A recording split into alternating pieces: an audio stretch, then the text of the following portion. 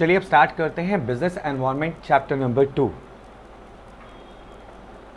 Business environment के अंदर हम लोगों ने क्या पढ़ना है यहाँ पर बिजनेस एनवायरनमेंट के बारे में। बिजनेस एनवायरनमेंट क्या होता है, एनवायरमेंटल एनालिसिस कैसे होता है, फैसला एनालिसिस किसको कहते हैं, strategic response to the environment क्या क्या होगा, इंटरनल एनवायरनमेंट एक्सटर्नल एनवायरनमेंट क्या होता है और माइक्रो और मैक्रो एनवायरनमेंट क्या होता है, इसको हम डिस्कस करेंगे इस पर्टिकुलर चैप्टर में। सबसे पहले इंट्रोडक्शन में the basic challenge for any company business और for that matter for any living thing is survival and to survive for a long term a company must have two capabilities, ability to prosper and ability to change. यानी यहाँ पर ability to change को बहुत ज़्यादा importance दी गई है। कोई भी ऑर्गेनाइजेशन को अगर सर्वाइवल करना है ना तो उसको प्रॉस्पर तो करना ही पड़ेगा, ग्रो तो करना ही है, साथ साथ में अपने आप को जो चेंज आ रहे हैं उसके हिसाब से बदलना भी पड़ेगा। Most surprising is the amount of change going on around us. और इसमें भी सबसे इंपॉर्टेंट पॉइंट है कि हमारे आसपास यानी बिजनेस के आसपास जो चेंज आ रहा है वो कितना चेंज आ रहा है, amount of change that is important. Charles Darwin की बात करें तो उन्होंने क्या कहा है, it is not the strongest of the species that survive, not the most intelligent but the one most responsive to the change. यानी कि जितने भी स्पीशीज हुए ना उसमें से केवल वो सर्वाइव नहीं करता जो बहुत इंटेलिजेंट होता है, बल्कि वो सर्वाइव करता है जो most responsive to the change होता है। यानी चेंज के हिसाब से जो बदल जाता है वो ही सर्वाइव कर पाता है। तो यानी यहाँ पर इंपॉर्टेंस बताई जा रही है किसकी, चेंज की, बदलाव की, किसके हिसाब से, बिजनेस एनवायरनमेंट के हिसाब से। तो चलिए let's understand the meaning of business environment. Business environment represents all external forces, factors और conditions that exert some degree of impact on the business decisions, strategies and actions taken by the firm। यानी वो सारे external forces, factors और conditions जिससे impact पड़ता है business के decision पर, बिजनेस की स्ट्रैटेजी पर और एक्शंस पर, उसको हम लोग क्या बोलते हैं, business environment. The success of business is generally dependent on it's business environment. और बिजनेस की जो सक्सेस है वो उसके एनवायरनमेंट पर डिपेंड करती है। A successful business has to identify, appraise and respond to the various opportunities and threats in its environment। यानी हमारे environment में जो threats हैं, जो opportunities हैं, उसको identify करना, उसको appraise करना और उसके according respond करना, ये बहुत important है। To be successful, the business has not only recognize different elements of its own environment, but also adopt and manage to influence them। ना केवल हमें सिर्फ बिजनेस एनवायरनमेंट में अपॉर्चुनिटीज़ और थ्रेट्स को रिकॉग्नाइज करना है, बल्कि उनको अडॉप्ट भी करना है और मैनेज भी करना है, यानी उसके हिसाब से ढालना भी है और उसको मैनेज भी करना है। The business must continuously monitor and adopt itself to the environment if it is to survive and prosper. यानी कि जो चेंज है, बदलाव है, वो एक बार नहीं है कि एक बार आपने बदल लिया तो कहानी खत्म। ये कॉन्टिन्यूस बदलाव है। किसके हिसाब से, बिजनेस एनवायरनमेंट के हिसाब से कॉन्टिन्यूसली अपने आप को बदलना पड़ेगा। यानी बिजनेस को अपने आप को बिजनेस एनवायरनमेंट के हिसाब से कॉन्टिन्यूसली मॉनिटर भी करना पड़ेगा और बदलना भी पड़ेगा अपने आप को, तभी वो सर्वाइव कर पाएगा और प्रॉस्पर कर पाएगा, यानी ग्रो कर पाएगा। The environment includes factors outside the firm which can lead to opportunities for or threats to the firm। यानी कि जो एक्सटर्नल एनवायरनमेंट है हमारा, जहाँ पर अपॉर्चुनिटीज़ भी होती हैं और थ्रेट्स भी होता है, उसी को हम लोग बेसिकली एनवायरनमेंट कहते हैं, जिसमें ये दोनों चीज़ें होती हैं, opportunities as well as threats. There are many factors. The most important factors are socio-economic factors, technological, supplier, competitors and government। इसको हम लोग डिटेल में इस चैप्टर में आगे पढ़ेंगे। Modern authors include both internal and external forces that influence business policies and actions as integral element of business environment। देखिए normally अगर आपने अभी डेफिनेशन पढ़ी थी उसके हिसाब से हमारा जो एक्सटर्नल एनवायरनमेंट है उसी को बेसिकली हम क्या मानते हैं, अपना बिजनेस एनवायरनमेंट मानते हैं, जो एक्सटर्नल फोर्सेस होते हैं। लेकिन जो मॉडर्न ऑथर्स हैं ना वो दोनों को, internal as well as external forces को बिजनेस एनवायरनमेंट मानते हैं। यानी कि बाहर का बदलाव तो बिजनेस एनवायरनमेंट का पार्ट है ही, बल्कि जो इंटरनल फोर्सेस हैं उसको भी हमें बिजनेस एनवायरनमेंट का पार्ट मानना चाहिए, ऐसा मॉडर्न ऑथर्स कहते हैं। ठीक है, कैरेक्टरिस्टिक्स ऑफ बिजनेस एनवायरनमेंट पर आते हैं। पहली कैरेक्टरिस्टिक्स है complex in nature. The environment consists of number of factors, events, conditions and influences arising from different sources. Environment is complex, that is somewhat easier to understand and in parts but difficult to grasp in totality. मतलब business environment को overall अगर आप समझने जाओगे ना तो बहुत ही complex है, आप समझ ही नहीं पाओगे इसको, ठीक है। लेकिन जब आप इसको पार्ट्स में समझोगे ना तो काफ़ी इजी हो जाएगा.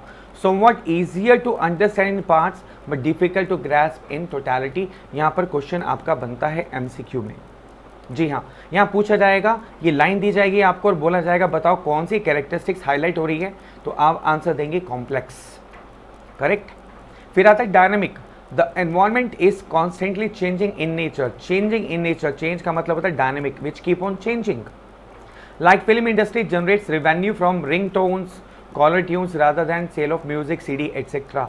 तो ये भी एक बदलाव का एक हिस्सा है कि यार फिल्म इंडस्ट्री सिर्फ अपनी वीडियो को बेच करके पैसा नहीं कमाती है बल्कि रिंग टोन्स को बेच के भी पैसा कमाती है. और अब तो आपने देखा होगा OTT प्लेटफॉर्म्स आ चुके हैं, वहाँ पर भी रेवेन्यू जनरेट किया जाता है. राइट. यहाँ पर एक बहुत इंपॉर्टेंट बात है, चलिए आगे आते हैं. इंपॉर्टेंट बात यहाँ पर है. Yes, the environment is constantly changing in nature due to the many and varied influences opening. There is a dynamism in the environment causing it to continuously change its shape and character. ठीक है.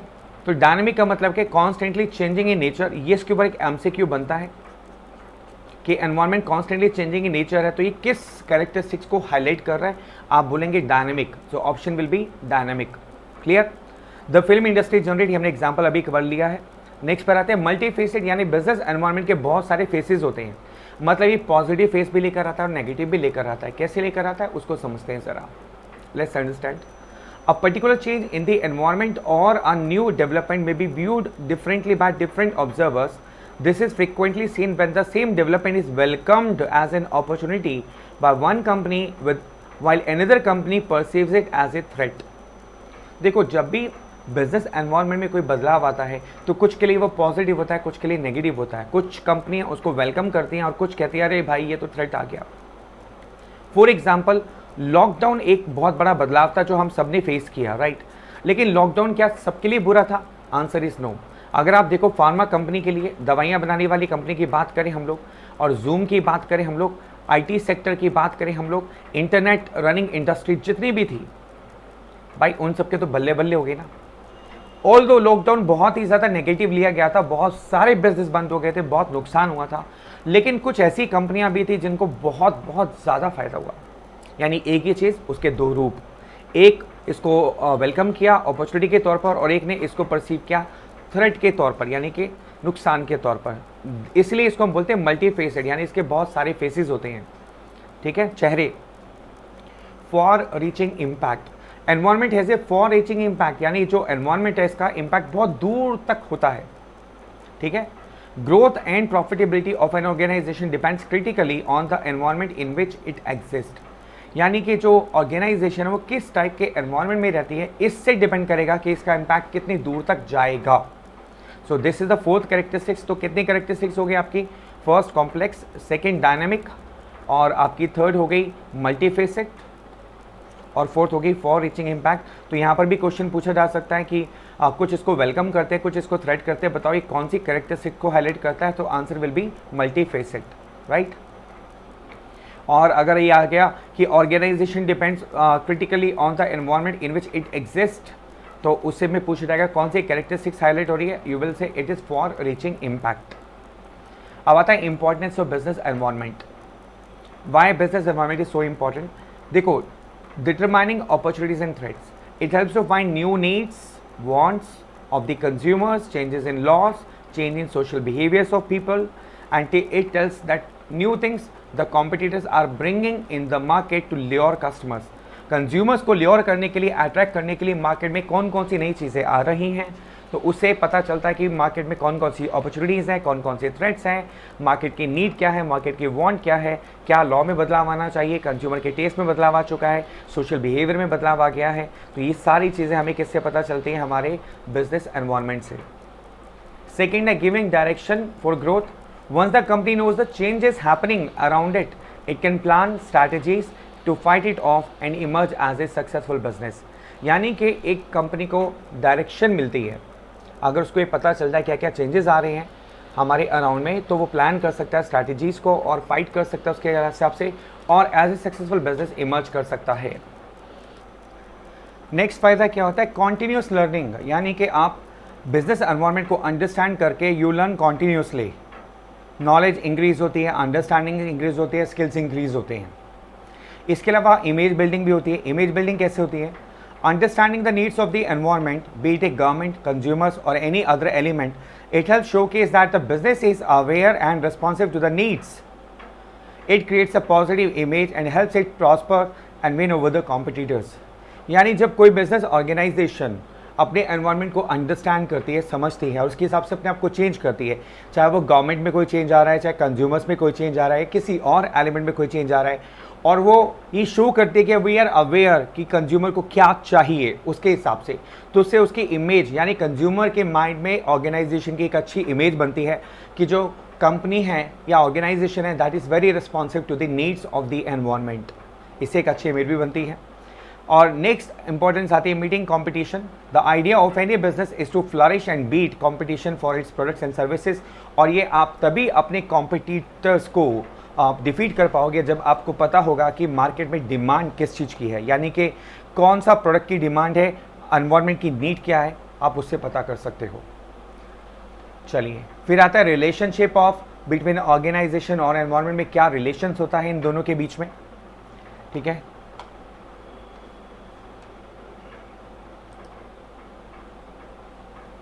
exchange of information generation is one way to get over the problems of uncertainty and complexity of the external environment.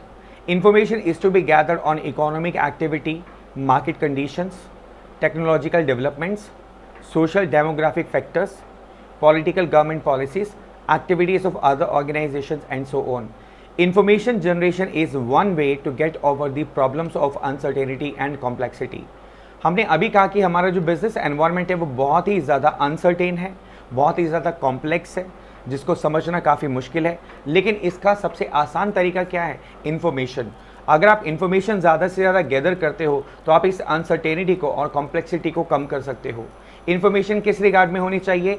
Information होनी चाहिए economic activities के regard में, market conditions कैसी चल रही हैं, टेक्नोलॉजी में क्या क्या डेवलपमेंट आ रहे हैं, सोशली लोगों में क्या चेंजेस आ रहे हैं, डेमोग्राफिकली लोगों में क्या चेंजेस आ रहे हैं, पॉलिटिकल गवर्नमेंट पॉलिसीज़ कौन कौन सी आ रही हैं जिससे बिजनेस में बदलाव आएगा। ठीक है, तो उन सब से आप उस सारी इन्फॉर्मेशन को गैदर करके आप अनसर्टेनिटी और कॉम्प्लेक्सिटी को काफ़ी कम कर सकते हो। फिर आते हैं यहाँ पर रियलिटी बाइट दी हुई है, any data having commercial importance is information. तो ये यहाँ पर क्वेश्चन बनता है आपका, व्हाट इज इंफॉर्मेशन? इंफॉर्मेशन किसको कहते हैं? कोई भी ऐसा डेटा जिसकी कमर्शियल इंपॉर्टेंस है आपके लिए, वो इंफॉर्मेशन कहलाती है।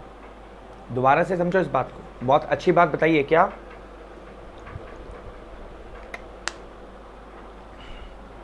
कोई भी इंफॉर्मेशन यानी कोई भी डेटा, इंफॉर्मेशन कब बनती है? जब वो आपके लिए इंपॉर्टेंस रखती है। फॉर एग्जाम्पल दे रखा है, change in government law for new vehicles engine norms is a data for a biscuit manufacturer but an information for an automobile manufacturer. यानी मान लीजिए न्यू व्हीकल इंजन में कोई चेंज आ रहा है, उसके नॉर्म्स में गवर्नमेंट ने कोई चेंज लेकर आए हैं, तो वो डेटा बिस्कुट बनाने वाली कंपनी के लिए सिर्फ डेटा है, क्योंकि उसके लिए उसकी कमर्शियल इंपॉर्टेंस कोई है ही नहीं। लेकिन अगर हम ऑटोमोबाइल मैन्युफैक्चरर की बात करें, उसके लिए ये क्या बन जाएगा? Information. Are you getting my point? अगर कमर्शियल इंपॉर्टेंस है तो ये इंफॉर्मेशन है, otherwise it will remain data. तो बिस्कुट बनाने के लिए भाई नॉर्म चेंज एक डेटा है और ऑटोमोबाइल मैन्युफैक्चरर के लिए एक इंफॉर्मेशन है। फिर आता है एक्सचेंज ऑफ रिसोर्सेज।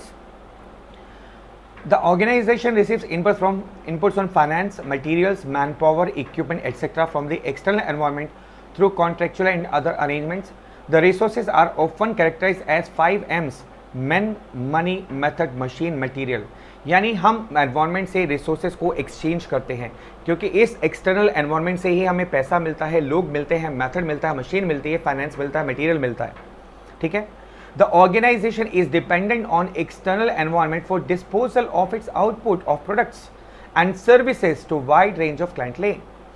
और देखो यहाँ से इस एनवायरनमेंट से ही कोई भी ऑर्गेनाइजेशन रिसोर्सेज लेती है और उसको बनाने के बाद फाइनल आउटपुट को भी इससे एक्सटर्नल एनवायरनमेंट में सेल करती है, यानी कि आउटपुट प्रोडक्ट्स जो होते हैं डिस्पोजल करती है। तो भाई एक्सचेंज ऑफ रिसोर्सेज हो गया ना, इसी से लिया एनवायरनमेंट से और इसी को दिया। So this is also known as interaction process, इसलिए हम इसको इंटरैक्शन प्रोसेस भी कहते हैं। यानी किसी भी ऑर्गेनाइजेशन का उसके एनवायरनमेंट से इंटरैक्शन 100% है, होना ही होना है। आप जितनी जल्दी समझ जाओगे उतना अच्छा है। Perceiving the needs of the external environment and catering to them, satisfying the expectations, demands of the client groups such as customers, employees, shareholders, creditors, suppliers, local community, general public and so on। ठीक है, तो यानी इन सब की expectations को fulfil करना, जो भी हमारे इसके रिसोर्सेज हैं, चाहे वो कस्टमर्स हैं, एम्प्लॉयज़ हैं, शेयर होल्डर्स हैं, क्रेडिटर्स हैं, सप्लायर्स हैं, या लोकल कम्युनिटी है, या आप कह सकते हो जनरल पब्लिक है, तो इन सब से हम रिसोर्सेज को एक्सचेंज करते हैं। फिर आता है exchange of influence and power. The external environment holds considerable power over the organization both by virtue of its being more inclusive as also by virtue of its command over resources, information and other inputs. जो हमारा external environment है ना, बड़ा ही मजबूत है भाई, बड़ा strong है। ठीक है, क्यों? क्योंकि बहुत इंक्लूसिव होता है ये, और दूसरा इसकी कमांड बहुत स्ट्रांग होती है। किस पर? रिसोर्सेज पर, इंफॉर्मेशन पर और अदर इनपुट्स पर। इसलिए इसको समझना, इस पावर को बहुत ज़रूरी है। फॉर एग्जाम्पल, एक बहुत अच्छा एग्जाम्पल यहाँ पर दिया हुआ रियलिटी बाइट में, fast moving consumable goods. FMCG का मतलब होता है फास्ट मूविंग कंज्यूमेबल गुड्स, जो रोजमर्रा में खाए जाते हैं, यूज़ किए जाते हैं। Company Patanjali, endorsed by Baba Ramdev, is now big player in the industry and is giving tough competition to the well-established FMCG players like HUL, Godrej, Dabur, P&G। मतलब ये कि जो प्रोडक्ट्स अभी पतंजलि बना रही है, वो सारे के सारे प्रोडक्ट्स पहले HUL, गोदरेज, डाबर, P&G भी बनाया करती थी और अब भी बना रही हैं, लेकिन फिर भी पतंजलि ने इसको टक्कर दे दी बहुत ज़बरदस्त। और आपने देखोगे इनका रेवेन्यू बहुत कई करोड़ में इंक्रीज हो चुका है। मोर देन 10,000 करोड़ का इनका रेवेन्यू इंक्रीज होता है हर साल सिर्फ इन प्रोडक्ट से। अब जरा इस बात को समझो कैसे। Patanjali gathers information from the market, competitors etcetera about the public preferences and demands and then use it to fulfill them through modifications in existing products or launching new products। यानी पतंजलि क्या करती है, कंज्यूमर्स की प्रेफरेंसेस को, demands को gather करती है, फिर जो एग्जिस्टिंग प्रोडक्ट्स है उनमें चेंज लेकर आती है, या फिर कोई नया प्रोडक्ट लॉन्च करती है और उससे क्या करती है, मार्केट कैप्चर। यानी यहाँ पर सबसे इंपॉर्टेंट रोल किसका हो गया? किसका? एनवायरनमेंट का, जहाँ से डेटा इंफॉर्मेशन कलेक्ट करती है कंपनी। Got it? अब आता है environmental influences on business. Environmental factors और कॉन्स्ट्रेंट का मतलब होता है limitations, are largely if not totally external and beyond the control of individual industrial enterprise and their managements. देखो ये कह रहा है कि भैया जो कॉन्स्ट्रेंट हैं, जो लिमिटेशंस हैं, जो एनवायरमेंटल फैक्टर्स हैं, वो एक्सटर्नल हैं, यानी कि हमारी ऑर्गेनाइजेशन से बाहर है। Beyond the control of individual industrial enterprise, यानी कि किसी भी एक इकलौते इंडस्ट्री के एंटरप्राइज के दायरे के बाहर है, उसके मैनेजमेंट के बाहर है, तो फिर हम इसको कंट्रोल कैसे करेंगे? देखो, आप इसको मैनेज कर सकते हो, आप इसको ख़त्म नहीं कर सकते। बिजनेस एनवायरनमेंट को आप डिमोलिश नहीं कर सकते, बिजनेस एनवायरनमेंट को आप ख़त्म नहीं कर सकते। आप सिर्फ उसको जान सकते हो और उसके हिसाब से अपने आप को बदल सकते हो। That is what it says.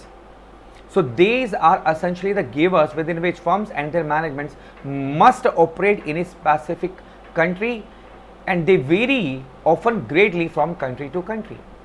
और ये कह रहे हैं कि बिजनेस एनवायरनमेंट जो है वो कंट्री टू कंट्री बदल जाता है। यार बिल्कुल बदल जाता है। आप देखो ना, फिजिकल एनवायरनमेंट की बात करें, हम लोग मौसम की बात करें, वो भी कंट्री टू कंट्री वेरी करता है। एक समय में एक जगह सर्दी होती है, दूसरी जगह पर गर्मी होती है। इवन आप कंट्री में देख लो ना, इंडिया की बात करते हैं, चलो इंडिया की बात करते हैं। इंडिया में भी एक समय में अगर आप दिसंबर का महीने की बात करेंगे और दिसंबर के महीने में आप मनाली की बात करेंगे आप, तो वहाँ पर बहुत ही ज़्यादा माइनस टेम्परेचर होता है। और अगर आप गोवा की बात करें तो वहाँ पर गर्मी होती है सेम टाइम। तो जब फिजिकल टेम्परेचर या फिजिकल हम कह सकते हैं एनवायरनमेंट अलग होता है, तो यार बिजनेस एनवायरनमेंट तो वेरी करेगा ना, from place to place, country to country. ठीक है, तो उसको हमें समझना होगा। और यहाँ पर एक लाइव एग्जांपल दिया कैबरी का। कैबरी के सिचुएशन के बारे में एक रियल लाइफ डिस्कशन दिया हुआ है। कैबरी को एक कंप्लेंट रिसीव हुई। क्या रिसीव हुई? कि there is a worms in chocolate few years back, यानी चॉकलेट में वॉर्म्स है, यानी कीड़े। ओह अच्छा, ऐसा भी था। Quality of the product became questionable. भाई क्वेश्चन मार्क खड़ा हो गया इसकी क्वालिटी पर, क्या ये खाने योग्य हैं? सेल्स एकदम डिक्लाइन होकर गिर गई और रेगुलेटरी अथॉरिटी जो भी थी उन्होंने एक्शन लिया, ऑर्डर दिया, भैया पकड़ो पकड़ो कैबरी को, क्या हुआ देखो ज़रा, इसमें कीड़े कैसे निकल आए, ये तो बहुत अच्छी कंपनी है ना, इसमें ऐसा कैसे हो गया, एक्शन लो जी, लाओ नोटिस निकालो, जल्दी करो। अब कैबरी ने फाइट बैक कैसे किया? ऐसा नहीं है कि कैबरी ने कहा नहीं नहीं हम तो गलत हो ही नहीं सकते। मोस्टली लोगों का यही रवैया होता है, जब उनके बारे में क्वेश्चन मार्क रेज किया जाता है बोलते हैं हम तो ऐसा कर ही नहीं सकते, हमारे साथ तो ऐसा हो ही नहीं सकता। लेकिन कैबरी कंपनी ने ऐसा नहीं किया। What they did, listen, in house quality investigation बिठाई गई कि भैया क्वालिटी को इन्वेस्टिगेट किया जाए और नया पैकेजिंग का मेथड लाया गया। 90 डेज के अंदर अंदर पैकेजिंग का मेथड ही बदल दिया और created a special Visi cooler and along with Voltas to keep chocolates in good and hygienic condition। ये आपने विजी कूलर्स देखे दुकानों पे, शॉपकीपर्स पे होते हैं, पहले ये नहीं हुआ करते थे ऐसे विजी कूलर्स, यानी जहाँ पर चॉकलेट को प्रिजर्व किया जा सके। पहले ये विजी कूलर नहीं होते थे, चॉकलेट जो है डब्बों में रखी जाती थी या ओपन रखी जाती थी, धूप पड़ती थी, गर्मी होती थी, जिससे चॉकलेट मेल्ट हो जाती थी, एयर के कॉन्टैक्ट में आती थी, उससे वॉर्म्स हो जाते थे। अब इसको रोकने के लिए कंपनी ने क्या स्टेप उठाया? पहली बात तो पैकेजिंग चेंज कर दी, यानी ऐसे पैकेजिंग लाया जिससे एयर कांटेक्ट ना हो सके, ठीक है। फिर उसको प्रिजर्व करने के लिए विजी कूलर्स लाए गए, तो ये एक बहुत बड़ा चेंज था, ठीक है। इससे लेसन क्या हम लर्न करते हैं कि रिस्पेक्ट द कंप्लेन, हमें कंप्लेन अगर कोई आती है उसकी रिस्पेक्ट करनी चाहिए। Adopt to change the packaging in record breaking time, और कंपनी ने क्या किया, बिल्कुल इसको बदल दिया, पैकेजिंग को रिकॉर्ड टाइम के अंदर 90 डेज के अंदर पूरी पैकेजिंग को चेंज करना, यार it's a very big deal.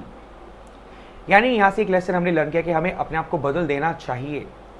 Manage the crisis company properly and keeping employ morale high, यानी कि कोई भी क्राइस आता है तो उसको मैनेज करना प्रॉपरली और अपने एम्प्लॉय का मोरल हाई रखना। And influence the market with great comeback ad campaign, और कैबरी ने क्या किया, दोबारा से अपने एड कैंपेन को बहुत तेज़ी से इंक्रीज़ किया ताकि जो मार्केट में रिस्पेक्ट कैबरी की पहले थी उसको बरकरार रखा जा सके। तो ये लेसन लर्न हम करते हैं कि कोई भी कंप्लेन आए तो भाई उसकी रिस्पेक्ट करो, उसके हिसाब से अपने आप को बदलो, ठीक है, मैनेज करो और दोबारा से ग्रेट कमबैक के साथ मार्केट में कूद जाओ। तो ये है बिजनेस एनवायरनमेंट का फंडा। Business functions as a part of broader environment. Different organization uses different inputs, adopt different processes and produce different outputs। ठीक बात है, ये तो हमें भी पता है, फिर क्या करें। Organization depend on the external environment for the inputs required by them and for disposing of their outputs in a mutually beneficial manner। ये बात हमने पहले भी पढ़ी थी exchange of resources में। अभी input output exchange activity is a continuous process and calls for an active interaction with the external environment। ये भी हमने भी पढ़ा था कि it's a continuous process, है ना, और हमें बार बार इंटरेक्ट करना चाहिए किसके साथ, बिजनेस एनवायरनमेंट के साथ, ठीक है जी। तो इसके लिए फ्रेमवर्क क्या है जी, सबसे पहले क्या करना चाहिए, firstly initial view of the nature of the organisation environment in terms of how uncertain it is. मतलब नहीं समझे, मतलब ये है कि हमारा एनवायरनमेंट कितना अनसर्टेन है जिसके अंदर हमारी ऑर्गेनाइजेशन चल रही है। देखो कुछ चीज़ें ऐसी होती हैं, कुछ ऐसे बिजनेस होते हैं जिसका एनवायरनमेंट बहुत ज़्यादा अनसर्टेन नहीं होता, आप उसको प्रेडिक्ट कर सकते हो, लेकिन कुछ ऐसे सेक्टर होते हैं जिसमें प्रेडिक्ट करना बहुत मुश्किल है क्योंकि उसमें एनवायरनमेंट बहुत अनसर्टेन होता है। लाइक मोबाइल की अगर हम बात करें, मोबाइल इंडस्ट्री की बात करें, तो यहाँ पर बिजनेस एनवायरनमेंट बहुत अनसर्टेन है। आप देखो ना, हर 5 से 10 दिन में एक नई कंपनी एक नया मोबाइल लॉन्च कर देती है, उसमें नया फीचर्स होता है, तो भैया पहले वाले फीचर्स की धज्जियाँ उड़ जाती है, तो बहुत अनसर्टेन है, ठीक है। तो हमें ये चेक करना है सबसे पहले कि हमारे ये जो ऑर्गेनाइजेशन है उसका एनवायरनमेंट कितना अनसर्टेन है, वो स्टैटिक है या फिर उसमें साइन ऑफ चेंज आ रहा है, और ये क्या कहता है, ये समझना सबसे पहले ज़रूरी है बिजनेस एनवायरनमेंट के बारे में कि भैया वो कितनी जल्दी बदल जाता है, कितना अनसर्टेन है। दूसरा, ऑडिटिंग ऑफ एनवायरमेंटल इन्फ्लुएंसेस, यानी उस एनवायरनमेंट में जो जो चीज़ें प्रभावित करती हैं आपके बिजनेस को, उनको ऑडिट करो, उनका रिव्यू करो, ठीक है। Then focus more towards on explicit consideration of the immediate environment of the organization, for example competitive arena in which organization operates। पहला स्टेप अनसर्टेनिटी फाइंड आउट करना, दूसरा ऑडिटिंग करना, तीसरा जो भी इमीडिएट एनवायरनमेंट है ना जिससे आप बहुत जल्दी प्रभावित होते हो, यानी जो आपके कंपटीशन में बिल्कुल सीधा सीधा आता है, उस पर फोकस करना।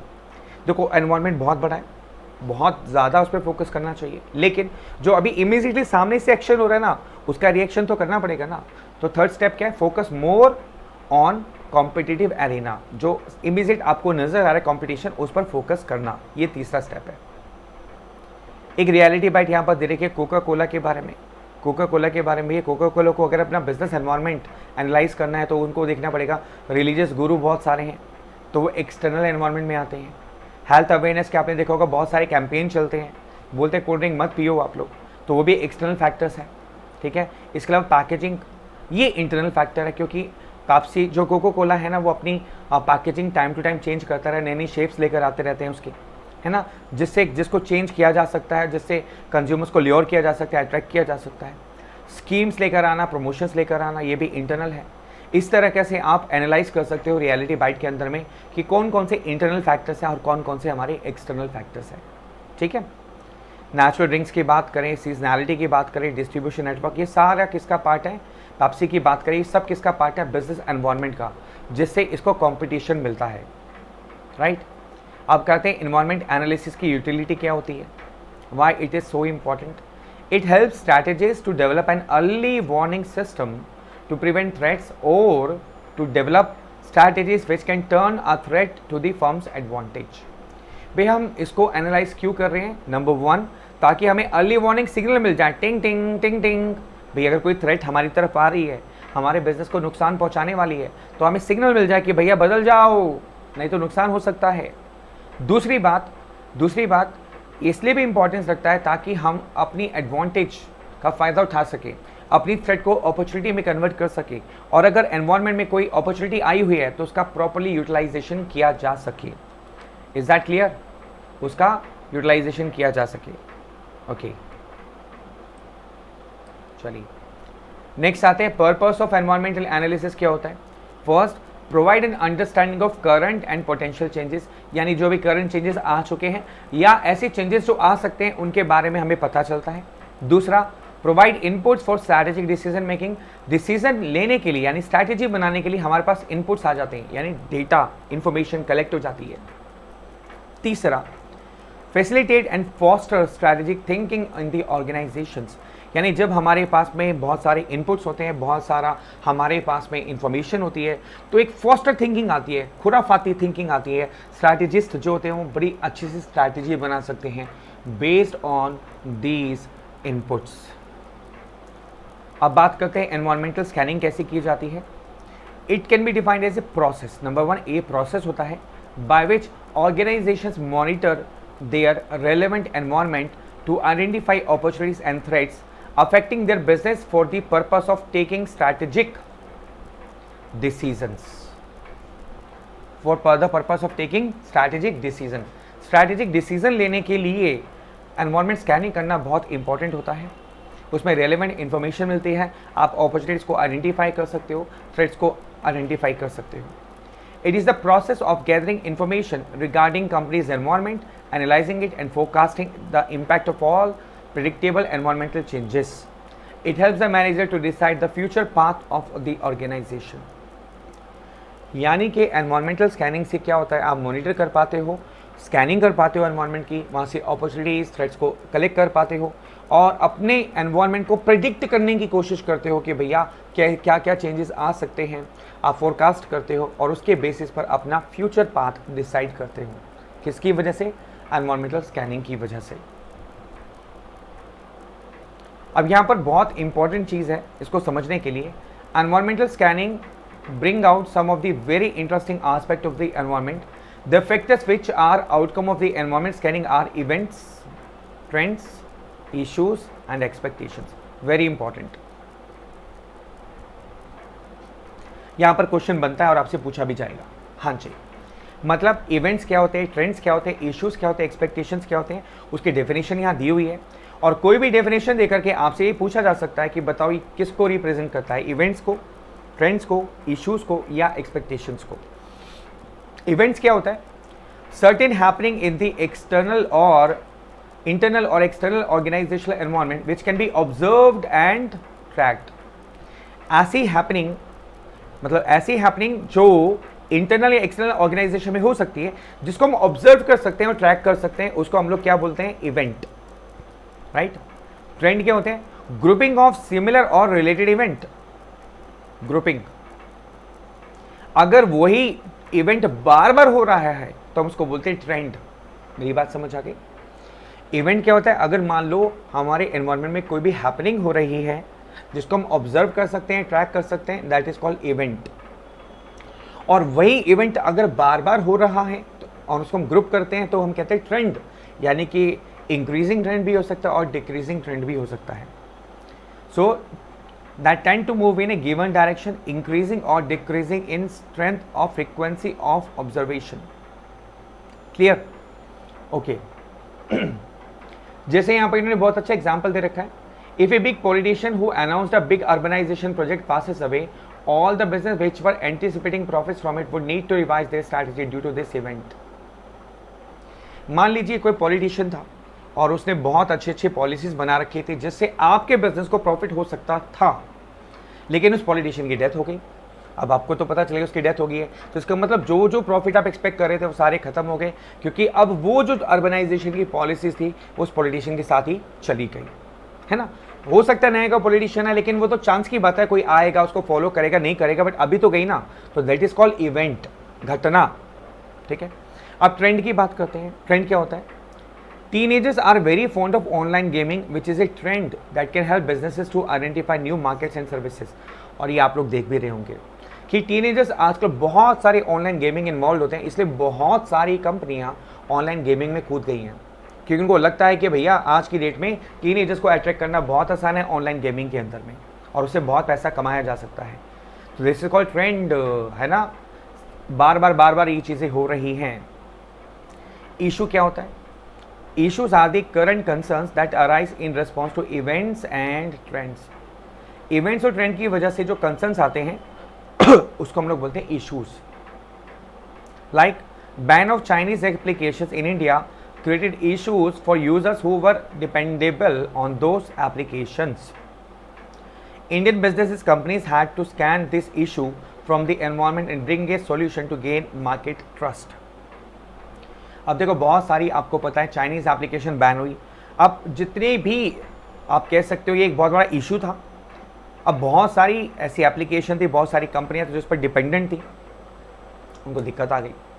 ठीक है। तो कोई भी कंसर्न जो अराइज होता है due to events and trends उसको हम बोलते हैं इश्यूज। एक्सपेक्टेशंस क्या होती हैं?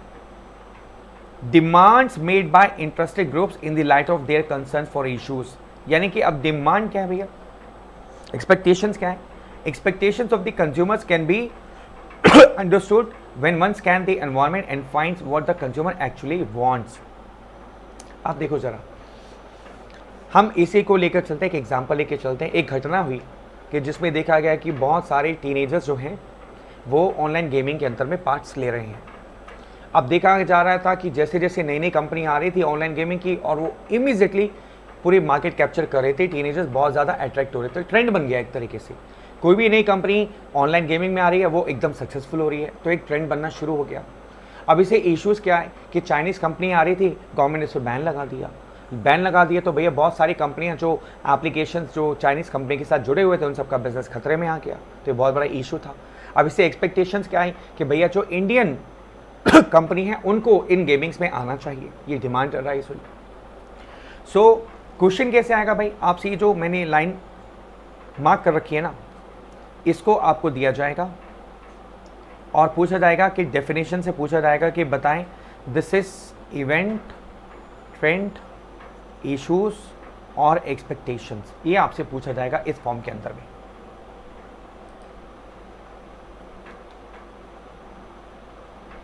कंपोनेंट्स ऑफ बिजनेस एनवायरनमेंट, चलिए इसको पढ़ते हैं वन बाय वन। सबसे पहले बात करते हैं इंटरनल एनवायरनमेंट की। Internal environment is composed of multiple events existing within the organisation. पहली बात, मल्टीपल एलिमेंट्स की बात कर रहे हैं यहाँ पर जो एग्जिस्ट करते हैं विद इन द ऑर्गेनाइजेशन। इसमें क्या क्या आता है? मैनेजमेंट आता है, करंट एम्प्लॉयज़ आते हैं और कॉर्पोरेट कल्चर आता है। नंबर 3, ये 3 पॉइंट इंपॉर्टेंट है। Internal environment is the conditions, people, events and factors within an organization that influence its activities, choices, particularly the behavior of the employees। तो internal environment में क्या आता है? मल्टीपल एलिमेंट्स आते हैं that exist with in the organisations, और इसमें क्या क्या आता है, management, current employees and corporate culture आता है। चलिए अब एक्सटर्नल एनवायरनमेंट में क्या क्या आता है। एक्सटर्नल एनवायरनमेंट के अंदर में दो तरीके के major type of external environment होते हैं, एक माइक्रो और एक मैक्रो एनवायरनमेंट होता है। Let's read. ओ ये क्या है, strength, weakness, opportunity and threat. हाँ हाँ हाँ हाँ हाँ, इसको बेसिकली हम लोग बोलते हैं सॉट एनालिसिस। सॉट क्यों बोलते हैं, as for strength, weakness, O stand for opportunity and T stand for threat। तो बन गया सॉट। वेरी इंपॉर्टेंट, क्योंकि यहां पर भी 4 पॉइंट बनते हैं आपके। स्ट्रेंथ क्या होता है, वीकनेस क्या होती है, अपॉर्चुनिटी क्या होती है, थ्रेट क्या होता है। ठीक है, तो इन चारों में क्वेश्चन पक्का बनता है, बहुत इंपॉर्टेंट पॉइंट है ये। चलिए पहले डिफाइन करते हैं स्ट्रेंथ क्या होता है। इनहेरेंट कैपेसिटी, नंबर 1, ये इनहेरेंट होती है, which an organization can use to gain strategic advantage over its competitors, यानी जिससे आप गेन कर सकते हो क्या, strategic advantage over its competitors। An example of strength is superior research and development skills which can be used for the new product development so that company gains competitive advantage। देखो उसको समझने का आसान तरीका क्या है। इंटरनल एनवायरनमेंट में दो चीज़ें आपको मिलती हैं, आप अपनी स्ट्रेंथ चेक कर सकते हो और आप अपनी वीकनेस को चेक कर सकते हो। एक्सटर्नल एनवायरनमेंट जो होता है उसमें आप चेक कर सकते हो क्या क्या चीज़ें चेक कर सकते हो, अपॉर्चुनिटी और थ्रेट्स। तो यानी ये दोनों चीज़ें आपको इंटरनल एनवायरनमेंट में मिलेंगी और ये दोनों अपॉर्चुनिटी और थ्रेट आपको एक्सटर्नल एनवायरनमेंट में मिलेगी। तो स्ट्रेंथ क्या है, इंटरनल कैपेसिटी, इनहेरेंट कैपेसिटी, यानी आपके इंटरनल एनवायरनमेंट में मिलेगी जिससे आप स्ट्रेटेजिक एडवांटेज उठा सकते हो और आप अपने कॉम्पिटिटर्स से जीत सकते हो। एग्जाम्पल हो सकता है आपके पास कोई बहुत रिसर्च एंड R&D टेक्नोलॉजी हो जो आपके कॉम्पिटिटर्स के पास ना हो, या आपके पास एम्पल मनी हो जो आपके कॉम्पिटिटर्स के पास ना हो। वीकनेस क्या होती है, ये इनहेरेंट होती है, ये भी लिमिटेशन और कॉन्स्ट्रेंट, आपकी कोई भी लिमिटेशंस, कोई भी कॉन्स्ट्रेंट हो सकती है, विच क्रिएट स्ट्रैटेजिक डिसएडवांटेज, जिससे आपको स्ट्रेटेजिकली डिसएडवांटेज मिलता है। ठीक है, और आप अपने कॉम्पिटिटर से हार जाते हो। An example of weakness is over dependence on a single product line. अगर आप केवल एक ही प्रोडक्ट लाइन पर डिपेंडेंट हो तो ये आपकी बहुत बड़ी वीकनेस है, क्योंकि कोई भी प्रोडक्ट लाइन कभी भी खराब हो सकती है, बंद हो सकती है, डिस्टर्ब हो सकती है। लेकिन अगर आप बहुत सारी अलग अलग प्रोडक्ट लाइन में मूव कर रहे हो तो आप काफ़ी सेफ माने जाते हो। तो वीकनेस क्या है, इनहेरेंट लिमिटेशन और कॉन्स्ट्रेंट। अब अपॉर्चुनिटी क्या होती है, ये एक्सटर्नल एनवायरनमेंट में होती है जिसको हम बोलते हैं favourable condition in the organisations environment which enables it to consolidate and strengthen its position. An example of an opportunity is growing demand for the products or services that a company provides. तो opportunity आप किसको मानेंगे, favourable और condition जो organisation environment में available होती है, जिसको आप यूज़ कर सकते हो, अपनी पोजीशन को स्ट्रेंथन कर सकते हो, उसको हम बोलते हैं अपॉर्चुनिटी। थ्रेट क्या होती है, unfavourable condition in the organisation environment. Organisation के एनवायरनमेंट में जो अनफेवरेबल कंडीशन होती है उसको हम थ्रेट बोलते हैं, विच क्रिएट ए रिस्क और causes damage to the organisation. जिससे रिस्क होता है, जिससे आपके डैमेज हो सकता है, उसको हम क्या बोलते हैं, threat. Example of threat is the emergence of strong new competitors who are likely to offer stiff competition to the existing companies in an industry. अभी तक देखो ना, अब नोकिया बड़ा शांत बैठा हुआ था, लेकिन नोकिया जो कंपनी है अब वो मार्केट में उतर गई है, तो एक तरीके से अब थ्रेट आ गई है जो ऑलरेडी सैमसंग थी, ओप्पो, वीवो, उनके लिए। हाँ, क्योंकि एक नया कॉम्पिटिटर इमर्ज हो गया ना मार्केट के अंदर में। और तो नोकिया पहले भी था लेकिन इतनी स्ट्रॉन्ग पोजीशन के साथ मार्केट में नहीं आया था। ठीक है, so that is called threat. और इसी को हम सॉट एनालिसिस बोलते हैं कि हम अपनी स्ट्रेंथ को इंक्रीज कर सकें, वीकनेस को कम कर सकें, अपॉर्चुनिटी का फायदा उठा सकें और थ्रेट को कम कर सके। इसको हम सॉट एनालिसिस बोलते हैं। फिर आता है हमारा माइक्रो एनवायरनमेंट, मैक्रो एनवायरनमेंट। चलिए let's discuss this. Micro environment is related to small area और immediate periphery of the organization. यानी स्मॉल एरिया जो इम्पैक्ट करता है उसको बोलते हैं micro environment, number 1। So it influences the organization regularly and directly, number 2। Within the micro or the immediate environment in which a firm operates, we need to address the following issues. तीसरा point है, micro environment में हमें कौन कौन से issues हैं जो हमें एड्रेस करनी चाहिए, यानी जिन पर ध्यान देना चाहिए। नंबर 1 एम्प्लॉयज़, कस्टमर का बेस, फाइनेंसेस, फर्म के सप्लायर्स, लोकल कम्युनिटी और डायरेक्ट कंपटीशन, ये माइक्रो एनवायरनमेंट का पार्ट है। फिर आते हैं माइक्रो में, इन्होंने यहाँ पर एग्जाम्पल दिया हुआ है कस्टमर्स, ऑर्गेनाइजेशन, इसको आप ऐसे भी लर्न कर सकते हैं COMICS, कॉमिक्स। तो ये क्वेश्चन यहाँ पर बनता है भैया कौन कौन सा माइक्रो का पार्ट है, वेरी इंपॉर्टेंट। 1 2 3 4 5 6, ये 6 के 6 जो आपको बताए हुए हैं, ये these are the parts of micro environment. तो क्वेश्चन कैसे आ सकता है, इनमें से 3 आपको माइक्रो का दे देंगे एलिमेंट्स और 1 मैक्रो का दे देंगे, बोलेंगे बताओ कौन सा मैक्रो का है। तो आप इसको कॉमिक्स के नाम से याद कर सकते हो, C for customers, O for organisation, M for market, I for intermediate, C for competitors और S फॉर सप्लायर्स। इस तरीके से आप इसको याद कर सकते हो, बहुत आसानी से आप इसको लर्न कर पाएंगे और आप फाइंड आउट कर पाएंगे इस क्वेश्चन को। मैक्रो की बात करते हैं। मैक्रो के डायमेंशन क्या होता है, economic, technological, political, legal and socio cultural factors, ये सारे मैक्रो का पार्ट है।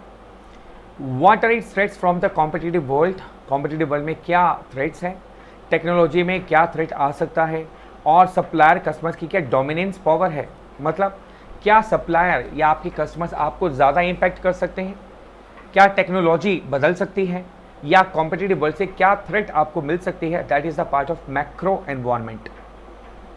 अब यहाँ पर बहुत सारे पॉइंट समझाए हुए हैं, मैं डिस्कस इसलिए नहीं कर रहा क्योंकि अभी इसी चैप्टर में इसको डिटेल में डिस्कस करने वाले हैं भाई, इसीलिए नहीं किया अभी तक। हाँ, परेशान मत हो। Demographic, political, economic, social, technological, government, legal and global, these are all called micro environment. अरे भाई क्या कर दिया, क्या कर दिया, ये मैक्रो का पार्ट है सर, इसको मैक्रो कर लीजिए, ठीक है। This is the part of macro, right. देखो ये लिखा हुआ, macro environment consist of demographics, economic condition, socio cultural factors, political legal systems, technological developments, global trends, ठीक है, क्लियर। चलो, these are part of macro environment, या misprinting हो गई होगी यार, take it easy, take it easy, ठीक है। चलो अब डिस्कस करें वन बाय वन डिस्कस करते हैं। कंज्यूमर कस्टमर क्या होता है, कस्टमर मे और may not be the consumer. अरे ये क्या मतलब हुआ, कस्टमर मे और may not be the consumer, तो कंज्यूमर कौन होता है, consumer is the one who ultimately consumes और यूजेस द प्रोडक्ट और सर्विस। जैसे एक एग्जांपल लेते हैं, मान लीजिए कोई फादर हैं, तो वो अपने बच्चे के लिए कोई सामान लेके जाते हैं, तो अब बच्चे के लिए अगर वो सामान लेकर जा रहे हैं तो क्या वो खुद कंज्यूम करेंगे, नहीं, बच्चा कंज्यूम करेगा, लेकिन खरीद कौन रहा है, फादर। तो भैया कस्टमर जो है वो कौन है, फादर, और कंज्यूमर कौन है, उनका बच्चा, ठीक है। कई बार कस्टमर खुद भी कंज्यूम करता है, अगर मान लीजिए आप अपने लिए सामान लेने जा रहे हैं तो कंज्यूम भी आप करेंगे, तो you are customer as well as consumer, ठीक है। और कंज्यूमर किसको बोलते हैं, जो अल्टीमेटली उसको कंज्यूम करता है प्रोडक्ट को, तो कस्टमर मे और may not be the consumer. अब कॉम्पिटिटर्स की बात करते हैं। Competitors are the other business entities that compete for resources as well as market. अच्छा यहाँ एक बात बता दूं मैं आपको कि कंज्यूमर और कस्टमर को डिफ्रेंशिएट कर ही क्यों रहे हैं। देखो जब हम मार्केट को इन्फ्लुएंस करते हैं ना, तो कई बार हम कस्टमर पर फोकस करते हैं और कई बार हम कंज्यूमर पर फोकस करते हैं। जैसे मान लीजिए 1 साल का बेबी है, 1 ईयर ओल्ड बेबी है, अब उसको अगर आप ऐड दिखाओगे तो क्या उसको समझ आने वाली है, उसको तो पता ही नहीं है ऐड क्या होती है, वो तो टीवी को एक एंटरटेनमेंट की तरह बच्चा एंजॉय करेगा, उसको तो पता ही नहीं है। तो यहाँ पर आपको सारा फोकस किस पर करना होगा, कस्टमर पर। ऑल्दो कंज्यूमर कौन है, वो 1 साल का बेबी। तो आप पेरेंट्स को, आपने देखा होगा बच्चों के प्रोडक्ट की जब भी ऐड आती है उसके अंदर पेरेंट्स को जानबूझ के इन्वॉल्व किया जाता है। देखो आप कितनी केयर करोगे बच्चों के लिए, आप कितना प्यार करते हो। तो यानी किसको इन्फ्लुएंस करना है ये जानने के लिए बहुत ज़रूरी है कि कस्टमर और कंज्यूमर कौन है, क्या दोनों अलग अलग हैं या सेम है, ठीक है। कॉम्पिटिटर्स की बात करते हैं। Competitors are other entities that compete for resources as well as markets. अरे बाप रे, मतलब यहाँ पर लड़ाई दोनों के लिए है। हमें अक्सर क्या लगता है कि कंपटीशन जो होता है वो मार्केट के लिए होता है, कि कौन मार्केट में ज़्यादा कंज्यूमर को अट्रैक्ट करेगा, वो कंपटीशन है। नहीं, रिसोर्सेज के लिए भी कंपटीशन होता है भाई। जहाँ लिमिटेड रिसोर्सेज होते हैं वहाँ भी लड़ाई होती है, क्योंकि अगर रिसोर्सेज ही आपके पास अवेलेबल नहीं होंगे तो आप बनाओगे कैसे, है ना। तो आपके कॉम्पिटिटर हैं कौन, उनके ऑब्जेक्टिव क्या हैं, उनकी स्ट्रैटेजी क्या है, उनमें से सबसे ज़्यादा एग्रेसिव कौन है और पावरफुल कॉम्पिटिटर कौन है, ये जानना बहुत ज़रूरी है। कंपटीशन जो है आपका डायरेक्ट इंडायरेक्ट भी हो सकता है, हमने पहले भी पढ़ा हुआ है। कंपटीशन जो आपका डायरेक्ट भी हो सकता है और इनडायरेक्ट भी हो सकता है ना। तो दोनों कंपटीशन को आपको ध्यान में रखना पड़ेगा इसमें। चलिए अब बात करते हैं यहाँ पर ऑर्गेनाइजेशन की। ऑर्गेनाइजेशन क्या होती है? Organisations are made up of various groups of people who work towards a common goal. यानी इन सबको ऑर्गेनाइजेशन बोलते हैं। Owners, boards of director, employees, इनको जब ग्रुप ऑफ पीपल को हम जोड़ देते हैं तो दैट बिकम्स ऑर्गेनाइजेशन। और यहाँ पोगो क्या कहते हैं भैया? We have met the enemy and he is us. देखो दुनिया में सबसे बड़ा एनिमी कोई अगर है तो आप खुद हैं अपने आप के।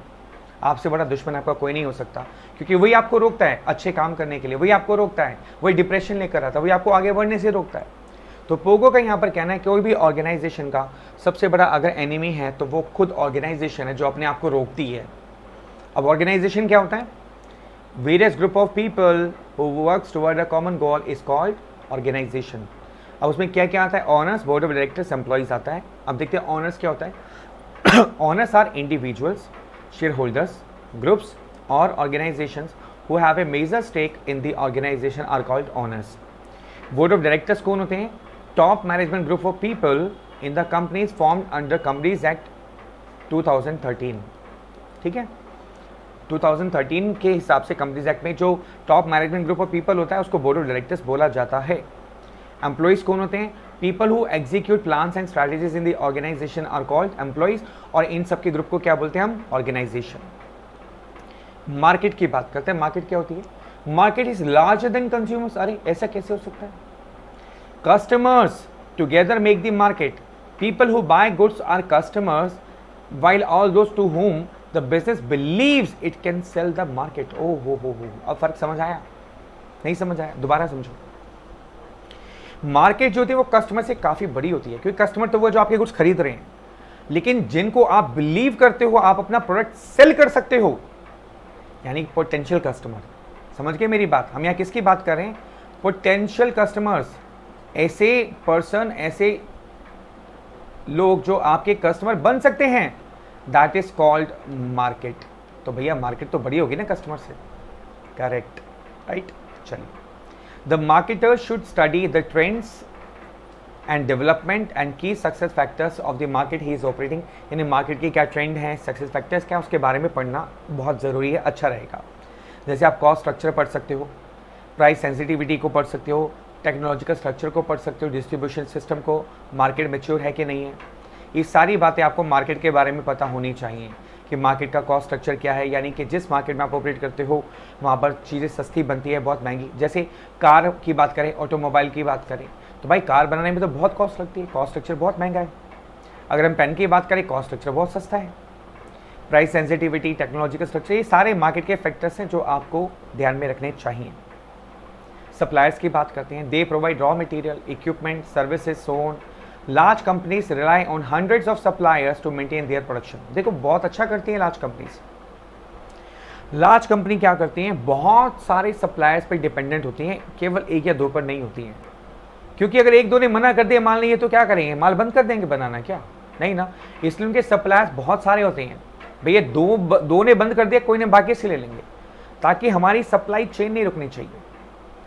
Suppliers with their own bargaining power once can dominate the prices, affect the cost structure of the industry। इससे cost structure भी affect होता है और prices भी affect होते हैं।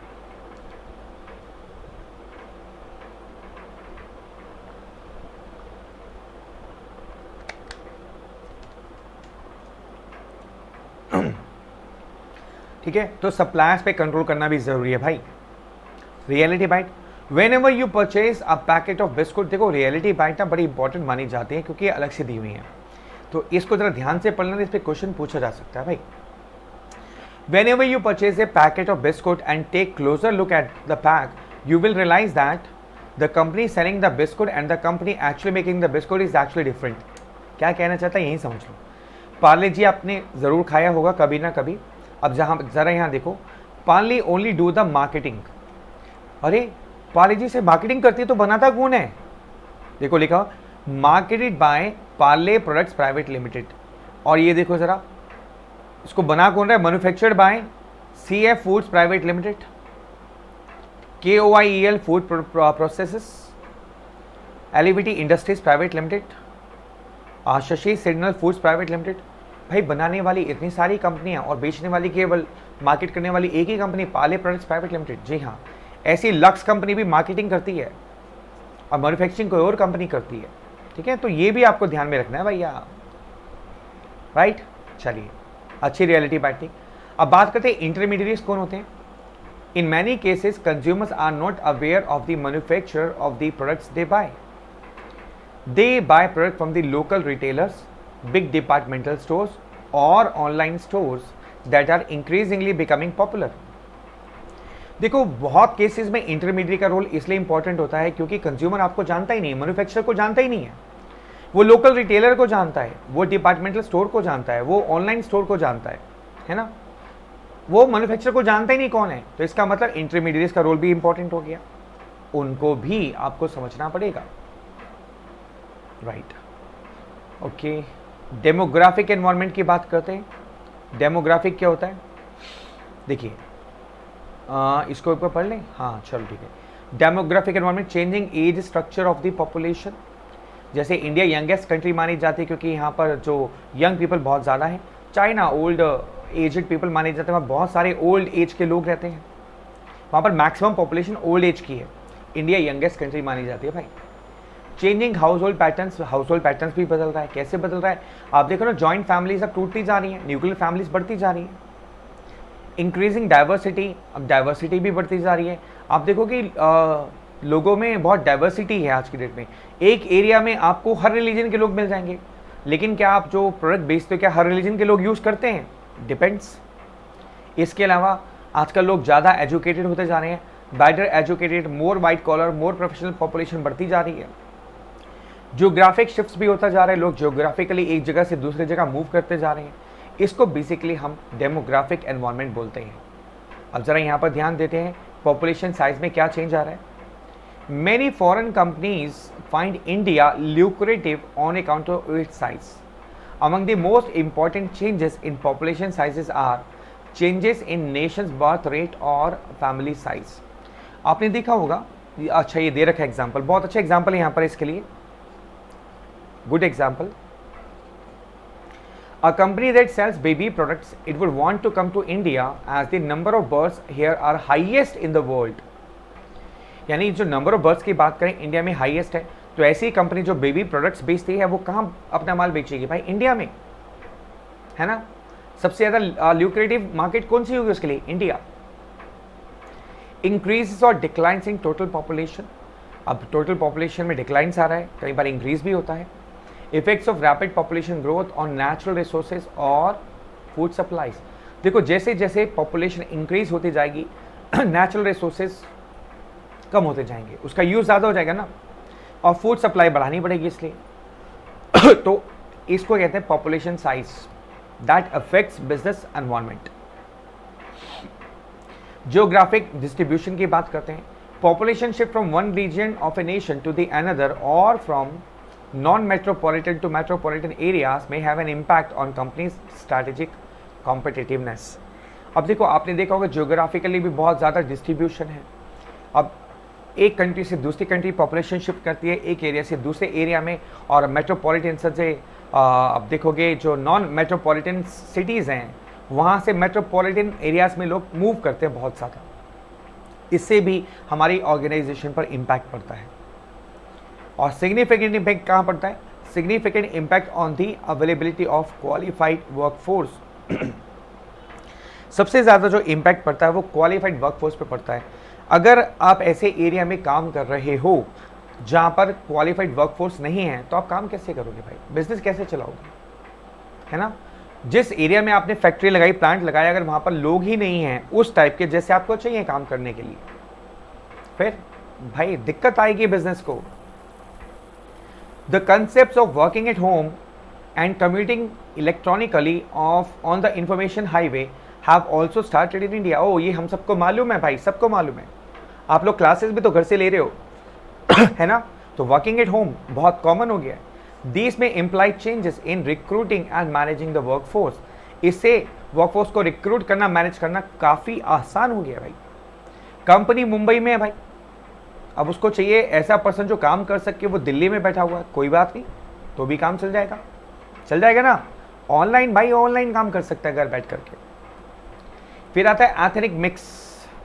ओ एथनिक मिक्स, आप देखोगे इंडिया तो बहुत बड़ा एथनिक मिक्स है, यहाँ पर हर तरीके के लोग मिलते हैं, हर कल्चर के लोग यहाँ पर होते हैं, आप देखोगे ठीक है, तो that is called ethnic mix.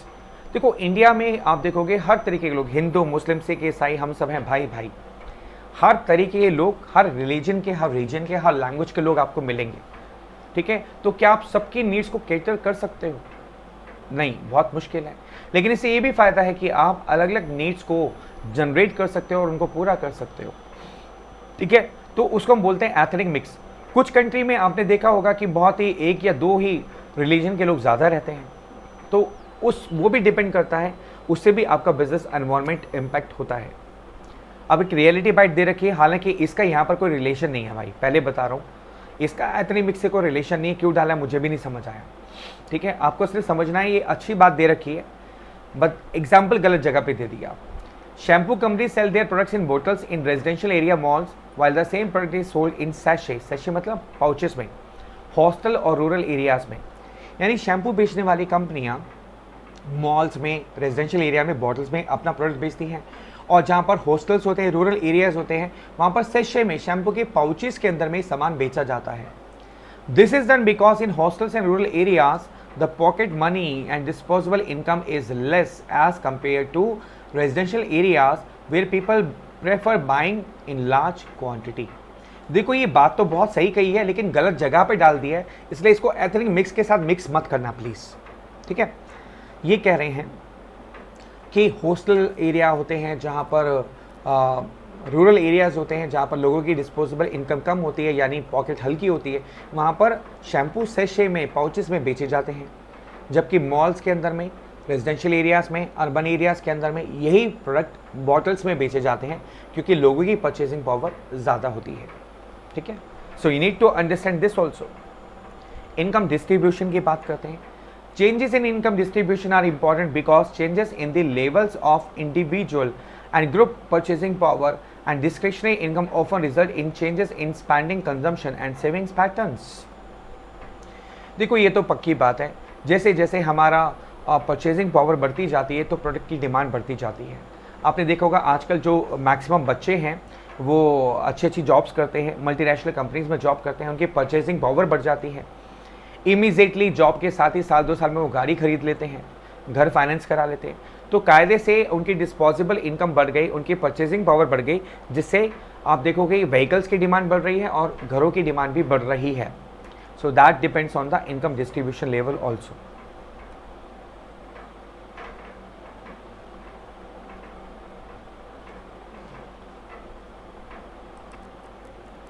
अब बात करते हैं हम लोग इकोनॉमिक एनवायरनमेंट के बारे में। It includes general economic situation in the region, nation, conditions in resource market, man, money, material, machine, method which influence the supply of inputs of the enterprise, their cost, quality, availability and reliability of the supplies। इनमें one by one पढ़ते हैं। Economic system सबसे पहले आता है। Capitalist economy क्या होती है? An economy where the laws of demand and supply operate freely. इसका एक एग्जांपल है USA. The businesses are free to operate and charge from customer based on laws of supply and demand. USA में आप देखेंगे कि वहाँ पर free demand supply चलती है, यानी कि कैपिटलिस्ट इकोनॉमी है, डिमांड सप्लाई के बेस पर वहाँ पर ऑपरेट किया जाता है और कोई भी कंपनी कितना भी चार्ज कर सकती है depending upon demand and supply forces. दूसरा इकोनॉमिक सिस्टम आता है socialism. An economic system where the means of production are either owned or controlled by the state and where the resources allocation, investment pattern, consumption, income distribution, etc. are directed and regulated by the state। Example China. देखो China के अंदर में ये सारे economic system को जो control करता है वो स्टेट करती है, यानी कि वहाँ की गवर्नमेंट करती है। China way the government controls how the business operate, तो वो जो इकोनॉमिक सिस्टम है चाइना का उसको हम बोलते हैं सोशलिज्म। यूएस के जो इकोनॉमिक जो सिस्टम है उसको हम क्या बोलते हैं, कैपिटलिस्ट इकोनॉमी, कैपिटलिज्म। और इंडिया में क्या है, मिक्स्ड इकोनॉमी, यहाँ पर दोनों चीज़ें चलती हैं। In a mixed economy private, public and joint sectors and the like all have some say in major decisions that influence the functioning of the economy. यानी यहाँ पर हमारा अगर हम बात करें तो स्टेट के रन ऑर्गेनाइजेशन भी चलती हैं और प्राइवेट ऑर्गेनाइजेशन भी साइमल्टेनियसली काम करती हैं। तो इसको हम बोलते हैं मिक्स्ड इकोनॉमी, जहाँ पर दोनों का रोल इंपॉर्टेंट है, private as well as government sector का। In India, where some crucial sectors of the economy like agriculture and defense are looked after by the government, rest all the markets are free for people to operate in. तो India में कौन सी economy है, mixed economy, China में socialism और US में capitalism. अब बात करते हैं इकोनॉमिक कंडीशंस और फैक्टर्स के बारे में। Economic condition of a nation का क्या मतलब है, it's a set of economic factors that have great influence on the business organisations and their operations. It includes gross domestic product, per capita income, markets for goods and services, availability of capital, foreign exchange reserves, growth of foreign trade, strength of capital market, interest rate, disposable income, unemployment, inflation, etc.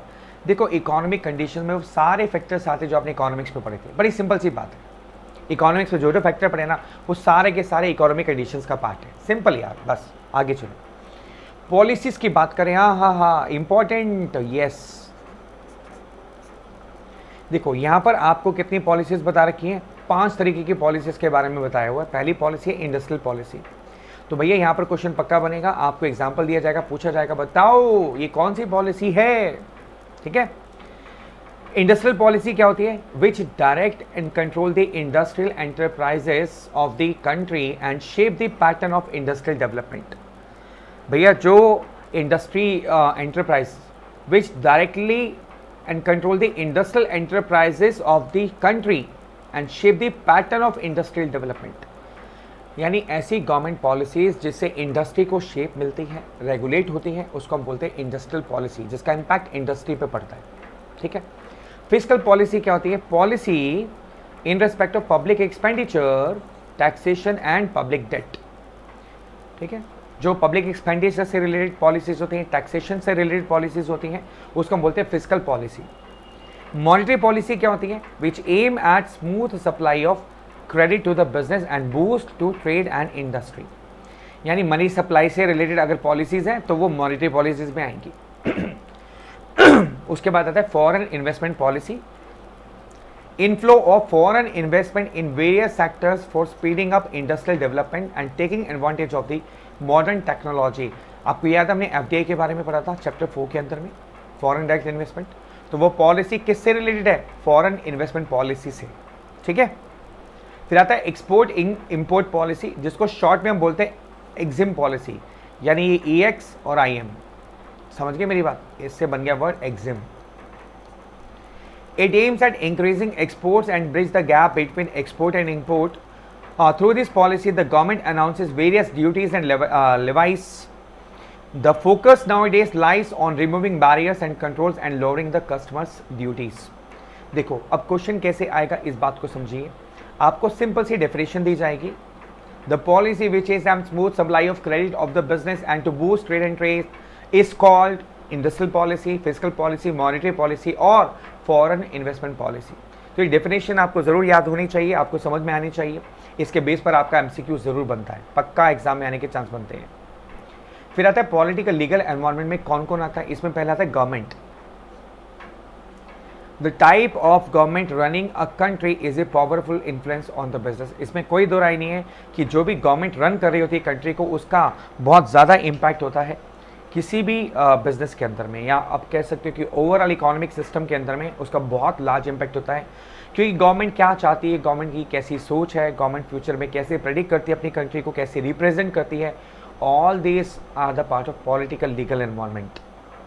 The Indian government is promoting manufacturing sector through campaigns like make in India, जैसे अभी present government ने make in India concept को launch किया है।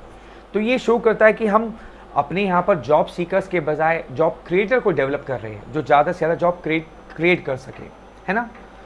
तो this is one of the part of political legal environment that is government.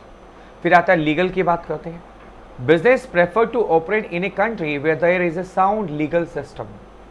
Business must understand the relevant laws relating to companies, competition, intellectual property, foreign exchange, labor and so on.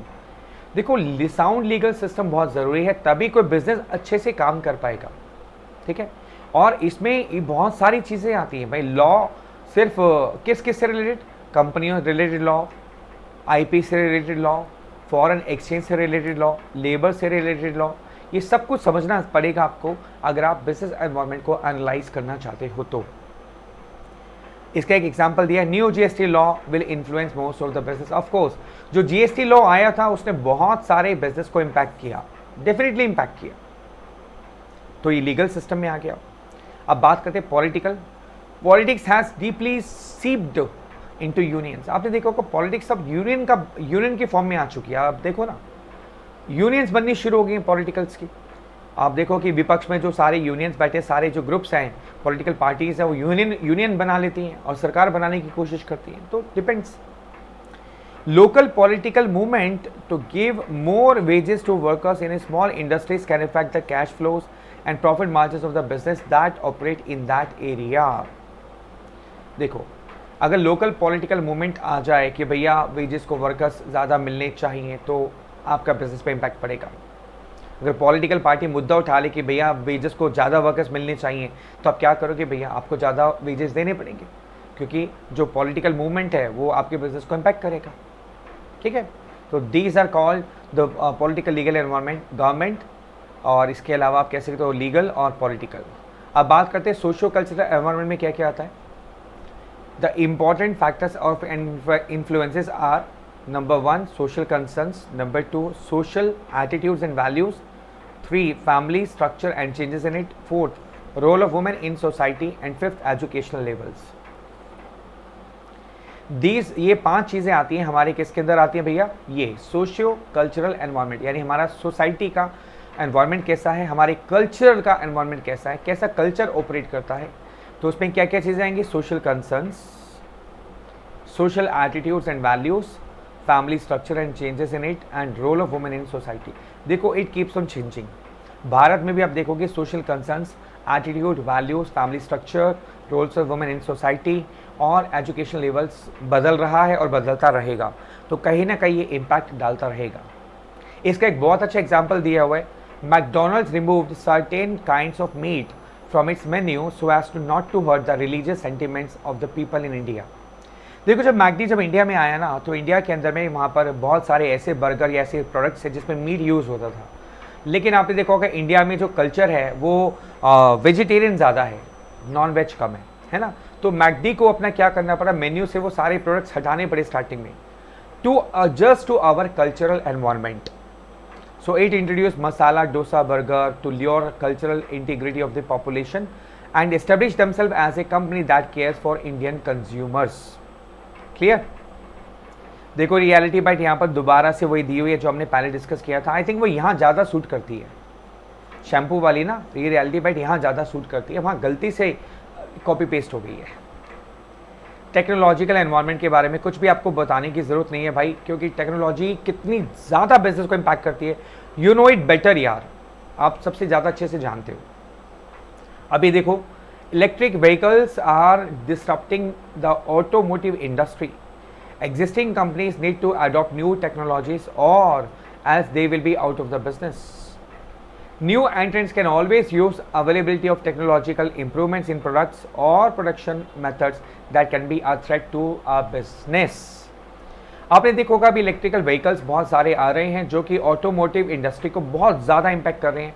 अगर अब कंपनियों ने अपने आप को इस electric vehicles के हिसाब से अपने आप को नहीं बदला, तो हो सकता है बहुत सारी कंपनियां बिजनेस से बाहर हो जाएं। और ये बहुत ड्रास्टिक अभी टेक्नोलॉजिकल चेंज आ रहा है और बहुत जगह पर ये आ भी चुका है, तो इसको समझना बहुत इंपॉर्टेंट है। ग्लोबल एनवायरनमेंट की बात करते हैं। Potential positive and negative impact of significant international events such as sport meet और टेररिस्ट अटैक। देखो, ग्लोबल एनवायरनमेंट में आपने देखा होगा कि अभी टेररिस्ट अटैक होते हैं, बहुत सारी स्पोर्ट्स मीट होती हैं। एक एग्जांपल लिया हुआ है, एक इंटरनेशनल इवेंट था जहाँ पर स्पोर्ट मीट थी, वहाँ पर एक टेररिस्ट अटैक हुआ बहुत ज़बरदस्त लेवल पर।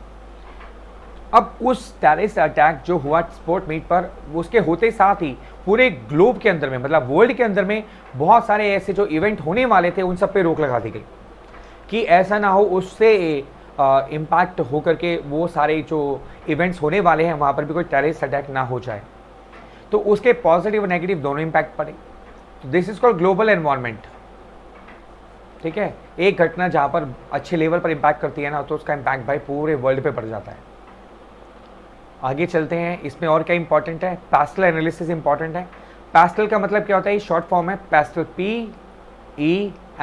PESTLE, समझ गए होंगे आप तो। Political, economic, socio cultural, technological, legal और एनवायरमेंटल। अब इसको समझते हैं वन बाय वन क्या होता है। Political factors are how and to what extent the government intervenes in the economy and the activities of business firms। यानी गवर्नमेंट का इंटरवेंशन, दखल अंदाजी कितनी है, उसको बोलते हैं पॉलिटिकल फैक्टर्स। ठीक है, इकोनॉमी में, एक्टिविटीज ऑफ बिजनेस फर्म्स में गवर्नमेंट का कितनी दखल अंदाजी, कितना इंटरवेंशन है, that shows the political factors. Economic factors क्या है, economic factors have major impacts on how business operates and take decisions. Economic conditions के ऊपर भी हमारा बिजनेस डिपेंड करता है। फिर आता है social factors, these affect the demand for a companies products and how that company operates. भाई सोसाइटी में डिमांड ज़्यादा होगी तो प्रोडक्ट्स की वैल्यू ज़्यादा होगी, कंपनी अच्छे से रन कर पाएंगी। लेकिन अगर सोसाइटी में डिमांड कम है तो भाई कंपनी प्रोडक्ट कैसे बिकेंगे भाई, बताओ। फिर आता है हमारा technological factors, that can determine barriers to entry. ये क्या है बैरियर्स टू एंट्री, ये समझ नहीं आया। देखो समझो, एप्पल कंपनी आज के डेट में सबसे ज़्यादा अच्छा सर्वाइव क्यों कर पा रही है, क्योंकि उसने बैरियर क्रिएट कर दिया है। क्या क्रिएट कर दिया, बैरियर। अब दूसरी कंपनी इस फील्ड में आने से डरती है क्योंकि भैया वहाँ एक बैरियर है। बैरियर क्या है, टेक्नोलॉजी। एप्पल कंपनी का अपना एक सॉफ्टवेयर है ना, एक अपना सर्वर है। अब दूसरी कंपनियां वैसा क्रिएट नहीं कर पाती है, तो इसलिए दूसरी कंपनियां एप्पल को कंपटीशन दे नहीं पाती है। तो that creates a barriers to entry. अगर किसी भी कंपनी के पास कोई ऐसी टेक्नोलॉजी है जिसको डेवलप करना आसान ना हो, तो भैया दूसरी कंपनियों के लिए वो बैरियर बन जाता है। दूसरी कंपनियां उस फील्ड में एंटर नहीं कर पाती हैं because of this barrier which is called technology. ठीक है, minimum efficient production level and influence outsourcing decision. हाँ, टेक्नोलॉजी से आप एफिशिएंट प्रोडक्शन कर सकते हो, ठीक है, और आप आउटसोर्सिंग डिसीजन को इन्फ्लुएंस यानी प्रभावित कर सकते हो। लीगल फैक्टर्स कौन से होते हैं बेटा, that affect how a company operates, it cost and the demand for its products and ease of business, यानी कि रिलेटेड टू लॉ, कि आप कितनी आसानी से कंपनी को ऑपरेट कर सकते हो, कॉस्ट को कैसे मैनेज कर सकते हो, है ना। So these are called legal factors. फिर आता है environmental factors, that affect industries such as tourism, farming and insurance. हाँ, ये कैसे सर, समझो। देखो टूरिज्म में क्या होता है, जब आपने नोटिस किया होगा दिल्ली में गर्मी ज़्यादा पड़ती है तो लोग टूरिस्ट प्लेसेस पर बहुत ज़्यादा जाते हैं। तो हमारा जो एनवायरनमेंट है ना, सर्दी गर्मी बरसात, ये टूरिज्म को बहुत इम्पैक्ट करता है, ये फार्मिंग को इम्पैक्ट करता है और इंश्योरेंस को भी इम्पैक्ट करता है। तो these are called environmental factors. अब क्या इन सबको याद करने की ज़रूरत है, नहीं। इन सबको याद करने से सबसे बढ़िया तरीका क्या है, this is called very very very race to the infinitive important.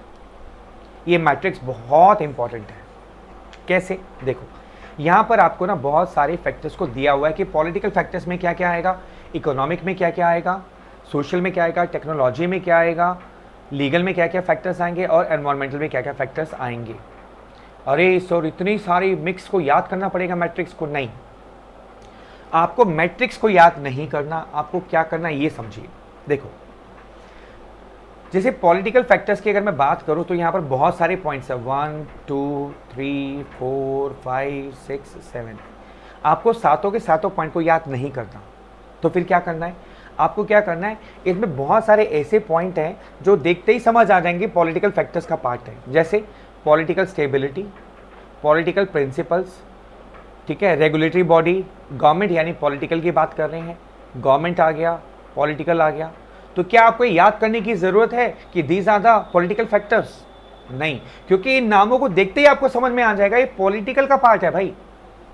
फिर ऐसे फैक्टर्स को आपको याद करना है जिसको देख के आप गेस ना कर पाओ या जिसको देख करके आपको जानने में मुश्किल होती है। जैसे current and future taxation policy, ये पॉलिटिकल का पार्ट है, इसको आप हाईलाइट कर लो, अंडरलाइन कर लो, ठीक है। यानी जब आपको रिकॉल करना है तो आप केवल इसको रिकॉल कीजिए, current and future taxation policy is a political factor. अब इकोनॉमिक में आ जाओ, जैसे यहाँ लिखा हुआ इकोनॉमी, मार्केट इकोनॉमी से रिलेटेड है, specific industry, customer, interest and exchange rates, inflation, unemployment, ये सब किसका पार्ट है? इकोनॉमिक। आपने इकोनॉमिक्स में पढ़ा होगा। लेकिन ये जो पॉइंट है स्ट्रेंथ ऑफ कंज्यूमर स्पेंडिंग, भाई ये अंडरलाइन कर लो। अगर ये एग्जाम में आ गया कि बताओ ये किसका पार्ट है, पॉलिटिकल का, इकोनॉमिकल का, सोशल का, टेक्नोलॉजी का, तो कंफ्यूजन हो सकती है। अच्छा, ऐसा नहीं है कि मैंने ये पॉइंट अंडरलाइन किया तो आपको केवल यही करना है। अगर आपको लगता है कि ये इसमें भी दिक्कत आ सकती है आपको इंटरेस्ट एंड एक्सचेंज रेट में, तो इसको भी कर लेना भाई, कोई दिक्कत नहीं है। मैं आपको रिजेक्ट नहीं कर रहा कि यही करना है, मैं आपको सिर्फ ये कह रहा हूं जिन पॉइंट्स को देखते ही आपको समझ में आ रहा है कि वो इकोनॉमिक का पार्ट है, उसको मत करो। जिसमें समझने में दिक्कत होती है, मान लीजिए आपको समझ में दिक्कत होती है ये वाला पॉइंट, कस्टमर एंड और यूजर ड्राइवर्स, तो आप इसको अंडरलाइन कर लो भाई, कोई दिक्कत नहीं है। बट उनको मत करना जिसको देखते ही समझ में आ जाता है। जैसे यहां पर अगर आप देखो, सोशल के अंदर में लाइफस्टाइल सोशल का पार्ट है, डेमोग्राफिक सोशल का पार्ट है, कंज्यूमर एटीट्यूड ओपिनियन सोशल का पार्ट है। लेकिन जब हम यहां पर आते हैं ना तो दिक्कत आती है थोड़ी सी, ब्रांड, कंपनी और खासकर टेक्नोलॉजी इमेज को देखते हैं आप पता है किस में पहुंच जाते हो? टेक्नोलॉजिकल में पहुंच जाते हो। गलत कर जाओगे, यहां पर गलती कर जाओगे भाई। तो अगर ये आ जाए तो this is the part of social environment, यानी किसी टेक्नोलॉजी की इमेज हमारे माइंड में कैसी है, सोसाइटी में कैसी है, that is the part of social factors, ठीक है। फिर मैं बोलूंगा अगर आपको कोई और भी लगता है आप उसको भी अंडरलाइन कर लेना। इसके अलावा एथिकल रिलीजियस सोशल का पार्ट है, मीडिया व्यूज एंड परसेप्शन, भाई देखो कितना इंपॉर्टेंट पॉइंट है। मान लीजिए आ गया मीडिया व्यूज एंड परसेप्शन, किसका पार्ट है? लीगल का, एनवायरमेंटल का, सोशल का, पॉलिटिकल का। तो ये एग्जाम में क्वेश्चन बन सकता है और यहां से इस मैट्रिक्स से बहुत सारे क्वेश्चन बन सकते हैं, बहुत सारे। इसलिए मैंने बोला ये बहुत इंपॉर्टेंट है। टेक्नोलॉजी में ये टेक्नोलॉजी वर्ड दिया हुआ है, टेक्नोलॉजी, इनोवेशन टेक्नोलॉजी से आती है, टेक्नोलॉजी, और तो इनको याद करने की जरूरत नहीं है, आप इसको अंडरलाइन कर लीजिए। Manufacturing maturity and capacity is a part of technological environment. Manufacturing maturity and capacity is a part of technological environment. Intellectual property rights and copyrights, ये आईपी का पार्ट होता है, ठीक है, टेक्नोलॉजी का पार्ट होता है। तो ये आईटी सेक्टर में आता है, तो it's a part of technological environment. अब लीगल की बात करते हैं, यहां लिखा है law, law, law, law, law, regional legislation, यानी लॉ का पार्ट। तो भाई क्या इनको याद करने की जरूरत है? नहीं, लॉ से ही आप समझ जाओगे लीगल है, आप इसको अंडरलाइन कर सकते हो। अगर आपको थोड़ा डाउट है तो आप इसको अंडरलाइन कर सकते हो, मार्क कर सकते हो। एनवायरमेंट की बात करें, यहां लिखा है एनवायरमेंट, एनवायरमेंट, एनवायरमेंट, तो याद करने की जरूरत ही नहीं है। हाँ, ये 2 पॉइंट याद कर लो कि एनर्जी कंजम्पशन और वेस्ट डिस्पोजल किस में आता है? एनवायरमेंटल फैक्टर्स में आता है। Got it? यस। चलिए अब आगे चलते हैं। Strategic response to the environment, again very important point, very very important point guys. इसको इंपॉर्टेंट क्यों बोल रहा हूं मैं आपको?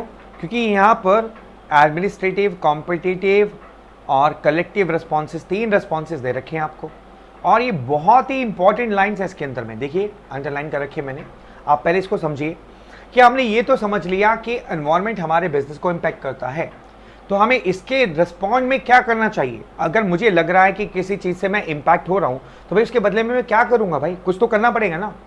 तो कंपनियाँ क्या करती हैं? नंबर 1 आता है एडमिनिस्ट्रेटिव रिस्पॉन्स। इसका क्या मतलब है? The most common organisational responses to the environment are administrative. These include formation or clarification of the organization mission. Number 1, अगर आपको लगता है कि भैया स्ट्रैटेजिक रिस्पॉन्सेज यानी बहुत सारे एनवायरनमेंट में चेंजेस आ रहे हैं, तो स्ट्रैटेजिकली आप क्या कर सकते हो? पहला रिस्पॉन्स एडमिनिस्ट्रेटिवली रिस्पॉन्ड कर सकते हो। वो कब किया जाता है बेटा? फॉर्मेशन और क्लैरिफिकेशन ऑफ ऑर्गेनाइजेशन मिशन, यानी ऑर्गेनाइजेशन मिशन को आप दोबारा से फॉर्म कर सकते हो या क्लैरिफाई कर सकते हो कि क्या हमारा मिशन अभी भी सक्सेसफुल हो सकता है कि नहीं हो सकता, जो भी ऑर्गेनाइजेशन का मिशन है। The development of objectives, policies and budgets और the creation of scanning units दूसरा, आप अपने ऑब्जेक्टिव को दोबारा से डेवलप कर सकते हो, पॉलिसीज को डेवलप कर सकते हो, अपने बजट्स को रीफ्रेम कर सकते हो, ठीक है। These responses can be either proactive और रिएक्टिव। प्रोएक्टिव मतलब पहले से ही आप इनको एज्यूम करके चेंजेस ला सकते हो। अगर आपको लगता है कि बदलाव आ रहा है तो आप पहले से ही इनको चेंज कर सकते हो, या बदलाव आने के बाद भी इनको बदल सकते हो, अपनी पॉलिसीज को, बजट्स को, है ना, उसको रीफ्रेम कर सकते हो। And that are aimed at defining the organization purpose and key task and relationship of particular environment. तो नंबर 1, आप अपने ऑर्गेनाइजेशन मिशन को फॉर्म कर सकते हो, क्लैरिफाई कर सकते हो। नंबर 2, अपने ऑब्जेक्टिव को, पॉलिसीज को, बजट को रीडेवलप कर सकते हो। नंबर 3, भैया आप प्रोएक्टिव और रिएक्टिव एक्शन ले सकते हो। नंबर 4, आप अपने मिशन को रिवाइज कर सकते हो, ऑब्जेक्टिव को दोबारा से रिवाइज कर सकते हो, अपने गोल को दोबारा से रिवाइज कर सकते हो अगर आपको लगता है कि आपका ऑब्जेक्टिव, आपका मिशन, गोल अब अचीवेबल नहीं है। तो this is called administrative response, ठीक है। यानी बिजनेस एनवायरनमेंट को आप रिस्पॉन्ड कैसे कर रहे हो एडमिनिस्ट्रेटिवली। दूसरा आता है competitive response. Competitive response to the environment typically are associated with for-profit firms but can also be applied to non-profit and governmental organization. देखो, ये मान लेना कि जो नॉन प्रॉफिट ऑर्गेनाइजेशन होती है या जो गवर्नमेंट ऑर्गेनाइजेशन होते हैं उनका कंपटीशन ही नहीं होता, बिल्कुल गलत है। जो नॉन प्रॉफिट ऑर्गेनाइजेशन होती है ना, उनका भी कंपटीशन होता है। अरे सर वो कैसे हो गया? देखो, नॉन प्रॉफिट ऑर्गेनाइजेशन को फंड्स मिलते हैं, है ना, तो फंड्स को भी तो खींचने के लिए कंपटीशन होता है ना। हर नॉन फंडिंग ऑर्गेनाइजेशन यानी नॉन प्रॉफिट ऑर्गेनाइजेशन मार्केट से फंड कैप्चर करना चाहती है भाई, तो वहां भी तो कंपटीशन है ना। तो वो कॉम्पिटिटिवली रिस्पॉन्ड करती हैं। कैसे? Number 1, enhance the organisation performance by establishing competitive advantage over its rival. सबसे पहले तो आप क्या करो कि आप एक कॉम्पिटिटिव एडवांटेज क्रिएट करो अपने दुश्मनों से, यानी कि आप मार्केट में ये दिखाओ कि आपकी जो फर्म है वो कॉम्पिटिटिवली ज़्यादा बेटर है, वो आप कस्टमर को ज़्यादा बेटर चीज़ दे रहे हो, ज़्यादा फायदे दे रहे हो ओवर योर राइवल्स, अपने दुश्मनों यानी कॉम्पिटिटर्स के मुकाबले में। ऐसे आप रेस्पॉन्ड कर सकते हो। नंबर 2,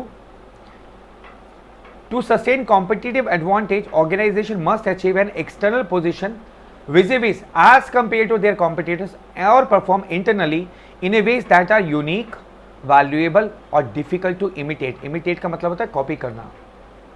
देखो, एक तो आप ये शो करो कस्टमर्स को कि आप ज़्यादा बेटर सर्विसेज दे रहे हो। दूसरा, as compare to your competitors आप इंटरनली भी अपने आप को यूनिक बना सकते हो, वैल्यूएबल बना सकते हो और कुछ ऐसा प्रोडक्ट ईजाद कर सकते हो जो कि कॉपी ना किया जा सके, आपके कॉम्पिटिटर्स कॉपी ना कर सके। So this response is called competitive response. आप ऐसे भी एनवायरमेंट में रिस्पॉन्ड कर सकते हो, ठीक है। जैसे Apple products enjoy a great deal of customer loyalty which is their competitive advantage, hence Apple is able to fight off changes in environmental very smoothly. क्योंकि कस्टमर लॉयल्टी उनके साथ है, इसलिए एप्पल कंपनी जो है बड़ा कॉम्पिटिटिवली एडवांटेज उठा पाती है। और इसका पता है क्या एग्जाम्पल क्या है? ये वाला डिफिकल्ट टू इमिटेट, क्योंकि उसका जो आप कह सकते हो सॉफ्टवेयर है वो कॉपी नहीं किया जा सकता, दूसरी कंपनियां वैसा सॉफ्टवेयर नहीं बना पाती हैं। डिफिकल्ट टू इमिटेट यानी कॉपी करना। तीसरा, आप कलेक्टिवली रिस्पॉन्ड कर सकते हो। वो कैसे? Collective response help control interdependency among organizations and include such methods as bargaining, contracting, co-opting, creating joint ventures, federations, strategic alliances and consortia। अभी देखो, आपने कलेक्टिव रिस्पॉन्स कैसे था कि आप इसमें बार्गेनिंग कर सकते हो, अपने सप्लायर से बार्गेनिंग कर सकते हो, भैया हमें माल सस्ता दो ताकि हम कंपटीशन क्रिएट कर सके, मार्केट में सस्ता माल बेच सकें। आप सप्लायर को समझा सकते हो कि भैया देखो कल को हमारा माल कम बिकेगा तो आपका भी तो कम बिकेगा ना। आप कॉन्ट्रैक्टिंग कर सकते हो, अगर आपको लगता है आप खुद ना करके कॉन्ट्रैक्ट आउट कर सकते हो, बना बनाया माल खरीद सकते हो, किसी के साथ समझौता कर सकते हो, जॉइंट वेंचर कर सकते हो, फेडरेशंस बना सकते हो, स्ट्रेटेजिकली अलायंसेस बना सकते हो। मतलब स्ट्रैटेजिकली आप दो कंपनियों के साथ समझौता कर सकते हो। जैसे आपने देखा होगा कि पीवीआर सिनेमास के अंदर में ना मैक्सिमम कोका कोला बिकती है, तो आप ऐसे स्ट्रैटेजिकली अलायंस भी कर सकते हो। कंसोर्टिया मतलब ग्रुपिंग कर सकते हो। When two or more businesses come together to benefit from each other advantage is termed as collective response। तो ये तीन तरीके के रिस्पॉन्स हैं जो आप कर सकते हो, which is called collective response, competitive response और एडमिनिस्ट्रेटिव रिस्पॉन्स। क्वेश्चन कैसे आएगा, ये जो आपको मैंने अंडरलाइन कराया वर्ड्स ये आएंगे और आपसे पूछा जाएगा बताओ ये कौन सा रिस्पॉन्स है, एडमिनिस्ट्रेटिव है, कॉम्पिटिटिव है या कलेक्टिव रिस्पॉन्स है। ठीक है, एक रियलिटी बाइट यहाँ पर दी हुई है। Pharmaceutical firm are forming strategic alliances to distribute non competing medications. हाँ देखो अच्छा एग्जांपल है ये। मान लीजिए दो कंपनियां दवाइयां बनाती हैं, ठीक है, अब वो कंपनियां आप डिस्ट्रीब्यूट भी करती हैं, लेकिन मेडिसिन 1 कंपनी मेडिसिन 2 कंपनी से बोलती है भाई देखो तुम अलग दवाई बनाते हो, हम अलग बनाते हैं, तुम्हारा हमारा कोई नाता ही नहीं है भाई, तुम्हारी जो मेडिसिन बनती है वो अलग है, हमारी जो बनती है अलग है, तो क्यों ना एक काम करें डिस्ट्रीब्यूशन इकट्ठा कर लेते ना, हम लोग मिलके कर लेते हैं भाई, दोनों को सस्ता पड़ जाएगा ना। समझ गए मेरी बात। तो ये आप कह सकते हो एक तरीके से कोऑप्टिंग कह सकते हो, कॉन्ट्रैक्टिंग कह सकते हो, आप कह सकते हो स्ट्रेटेजिकली अलायंस कह सकते हो कि भैया मेरे जो डिस्ट्रीब्यूटर है वो तुम्हारा माल बेचेंगे, तुम्हारे डिस्ट्रीब्यूटर मेरा माल बेचेंगे। वाह भाई वाह, मजा आ गया ना, क्योंकि तुम्हारे प्रोडक्ट अलग है, मेरे प्रोडक्ट अलग है। तो ये एक एग्जाम्पल दे रखा है यहाँ पर फार्मास्यूटिकल फर्म्स का। चलिए इसके अलावा एक आता है होलिस्टिक स्ट्रैटेजिक रिस्पॉन्स। हो again I would say it's very very important, बहुत अच्छा है और ये आपको समझना बहुत जरूरी चाहिए। देखो ये हमने पढ़ा था, आपका रिस्पॉन्स कौन सा था, ये इंटरनल स्ट्रैटेजिक रिस्पॉन्स। अब बात करें होलिस्टिक स्ट्रैटेजिक रिस्पॉन्स, ये क्या होते हैं, ये 3 तरीके के होते हैं, least resistance, proceed with caution और डायनेमिक रिस्पॉन्स। अब इसको समझेंगे, तीनों बहुत इंपॉर्टेंट है। लीस्ट रेसिस्टेंस का मतलब क्या होता है, सम बिजनेस, देखो मान लीजिए बिजनेस एनवायरनमेंट में बहुत ज्यादा चेंजेस आ रहे हैं, तो एक अप्रोच तो है कि लीस्ट रेसिस्टेंस, आराम आराम से रेंगते रेंगते धीरे धीरे बदलाव लाओ। लीस्ट रेसिस्टेंस, अरे ठीक है देखी जाएगी जो होगा भाई, उसको बोलते हैं लीस्ट रेसिस्टेंस। समझो कैसे, some businesses just manage to survive, वो कहते हैं यार सर्वाइव कर जाए बहुत है हमारे लिए भाई। ठीक है, तो पहला point, they just manage to survive, वो बदलने की कोशिश नहीं करते, वो सिर्फ ये चाहते कि हम भाई सर्वाइव कर ले बहुत है हमारे लिए। दूसरा, they are simple goal maintaining units, उनके गोल बहुत सिंपल होते हैं भाई, बहुत हाई फाई गोल ही नहीं होते, कहते ठीक है नॉर्मल प्रॉफिट आ रहा है सर्वाइव करे, अरे भाई जयराम जी की बहुत है। तीसरा, they are very passive in their behaviour and are solely guided by the signals of external environment, मतलब वो प्रोएक्टिव नहीं होते, रिएक्टिव। जब कोई चेंज आएगा तो देखेंगे भाई क्या करना है कैसे करना है, मतलब दे आर नॉट प्रोएक्टिव, वो एडवांस में एनवायरनमेंट को एनालाइज नहीं करते, ठीक है यार जब सर पे पड़ेगी तो देख लेंगे भाई। तीसरा पॉइंट। चौथा point, they are not ambitious, भाई वो एम्बिशियस नहीं होते, they are not ambitious. Least resistance in goal seeking and resource transforming behaviour, तो पहला they just manage to survive, simple goal, ठीक है, और तीसरा पैसिव इन देयर बिहेवियर, चौथा दे आर लीस्ट रेसिस्टेंस। और इसका सबसे बेस्ट एग्जांपल है BSNL, they choose not to compete at all and has survive with no strategy to change with changing times. तो ये चारों पॉइंट आपको दिए जाएंगे, या हो सकता है 3 पॉइंट दे दिए जाएं जो अभी मैंने आपको मेंशन कराया 1 2 3 4, और पूछा जाएगा बताओ ये कौन सा रिस्पॉन्स है, लीस्ट रेसिस्टेंस है, प्रोसीड विद क्वेश्चन है या डायनेमिक है। Got it. अब बात करते हैं प्रोसीड विद क्वेश्चन क्या होता है, इसको हम बोलते हैं दूध का जला छाछ को भी फूक फूक कर पीता है, यानी बड़ी सावधानी से कदम रखना। Business that take an intelligent interest to adopt with changing external environment, यानी उनको इंटरेस्ट होता है कि वो अपने आप को बदलें।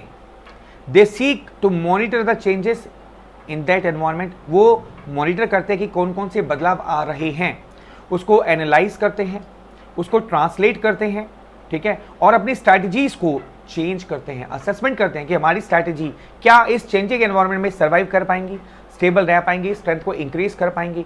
तो मॉनिटर द चेंजेस, ठीक है। तो पहला हो गया वो इंटरेस्ट लेते हैं अपने आप को बदलने में, फिर वो चेंजेस को मॉनिटर करते हैं।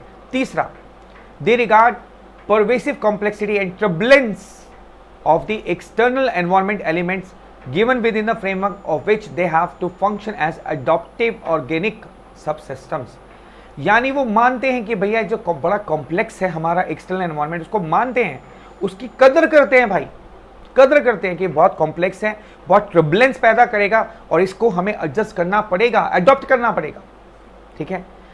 चौथा point, this is admittedly sophisticated strategy than to wait for changes to occur and then take corrective adoption actions.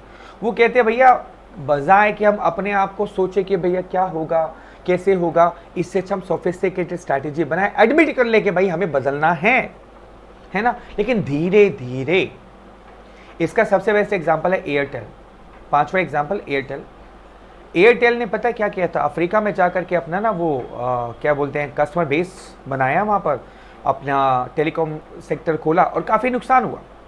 उसके बाद से एयरटेल ने कहा भैया अब मैं तो भैया बड़ी सावधानी से धीरे धीरे धीरे चलूंगा। इस स्ट्रैटेजी को क्या बोलते हैं हम लोग, प्रोसीड विद कॉशन, सावधानी से चलना, ठीक है। और तीसरा रिस्पॉन्स आता है dynamic response. Business that regard external environment partially manageable and controllable by directions is, यानी कुछ ऑर्गेनाइजेशन ऐसी होती है जो ये मानती हैं कि हमारा एक्सटर्नल एनवायरमेंट जो है ना वो पार्शली तो मैनेज कर सकते हैं, कंट्रोल कर सकते हैं, और पार्शली को भैया ठीक है जैसा है वैसा है ना। आप पूरा तो बदल ही नहीं सकते ना अपने आप को, उसके हिसाब से बहुत मुश्किल होता है, बट पार्शली मैनेज कर सकते हो भाई, ऐसा ये ऑर्गेनाइजेशंस मानती हैं। दूसरा, their feedback systems are highly dynamic and powerful. दूसरा, ऐसी ऑर्गेनाइजेशन का फीडबैक सिस्टम बहुत स्ट्रांग होता है जो डायनेमिक अप्रोच को यूज करती हैं। They are not merely recognise and ward off threats, they convert threat into the opportunity. भाई क्या बात है। तीसरा, जो ऑर्गेनाइजेशन डायनेमिक अप्रोच को लेकर चलती हैं वो ना केवल थ्रेट को फाइंड आउट करती है बल्कि थ्रेट को अपॉर्चुनिटी में भी कन्वर्ट कर देती है। चौथा point, they are highly conscious confident in their own strength and weakness of the other external environment adversaries, यानी कॉम्पिटिटर्स की वीकनेस पर भी उन्हें भरोसा होता है और अपनी स्ट्रेंथ पर भी। और इसका पांचवा बेस्ट एग्जांपल दे रखा है जियो का। Reliance Jio has disrupted the markets and even change environment itself for its competitors and other businesses. Reliance is a best example जो इस स्ट्रैटेजी को यूज करती है, डायनेमिक रिस्पॉन्स को। तो ये जो कीवर्ड्स मैंने आपको मार्क कराए हैं भाई, ये क्वेश्चन में बिल्कुल पूछे जा सकते हैं, इसलिए मैं इसको बोलता हूँ very very important. I hope आपको ये चैप्टर पसंद आया होगा। फिर भी कोई डाउट रह गया तो कमेंट बॉक्स में आप डाल सकते हैं गाइस। Take care.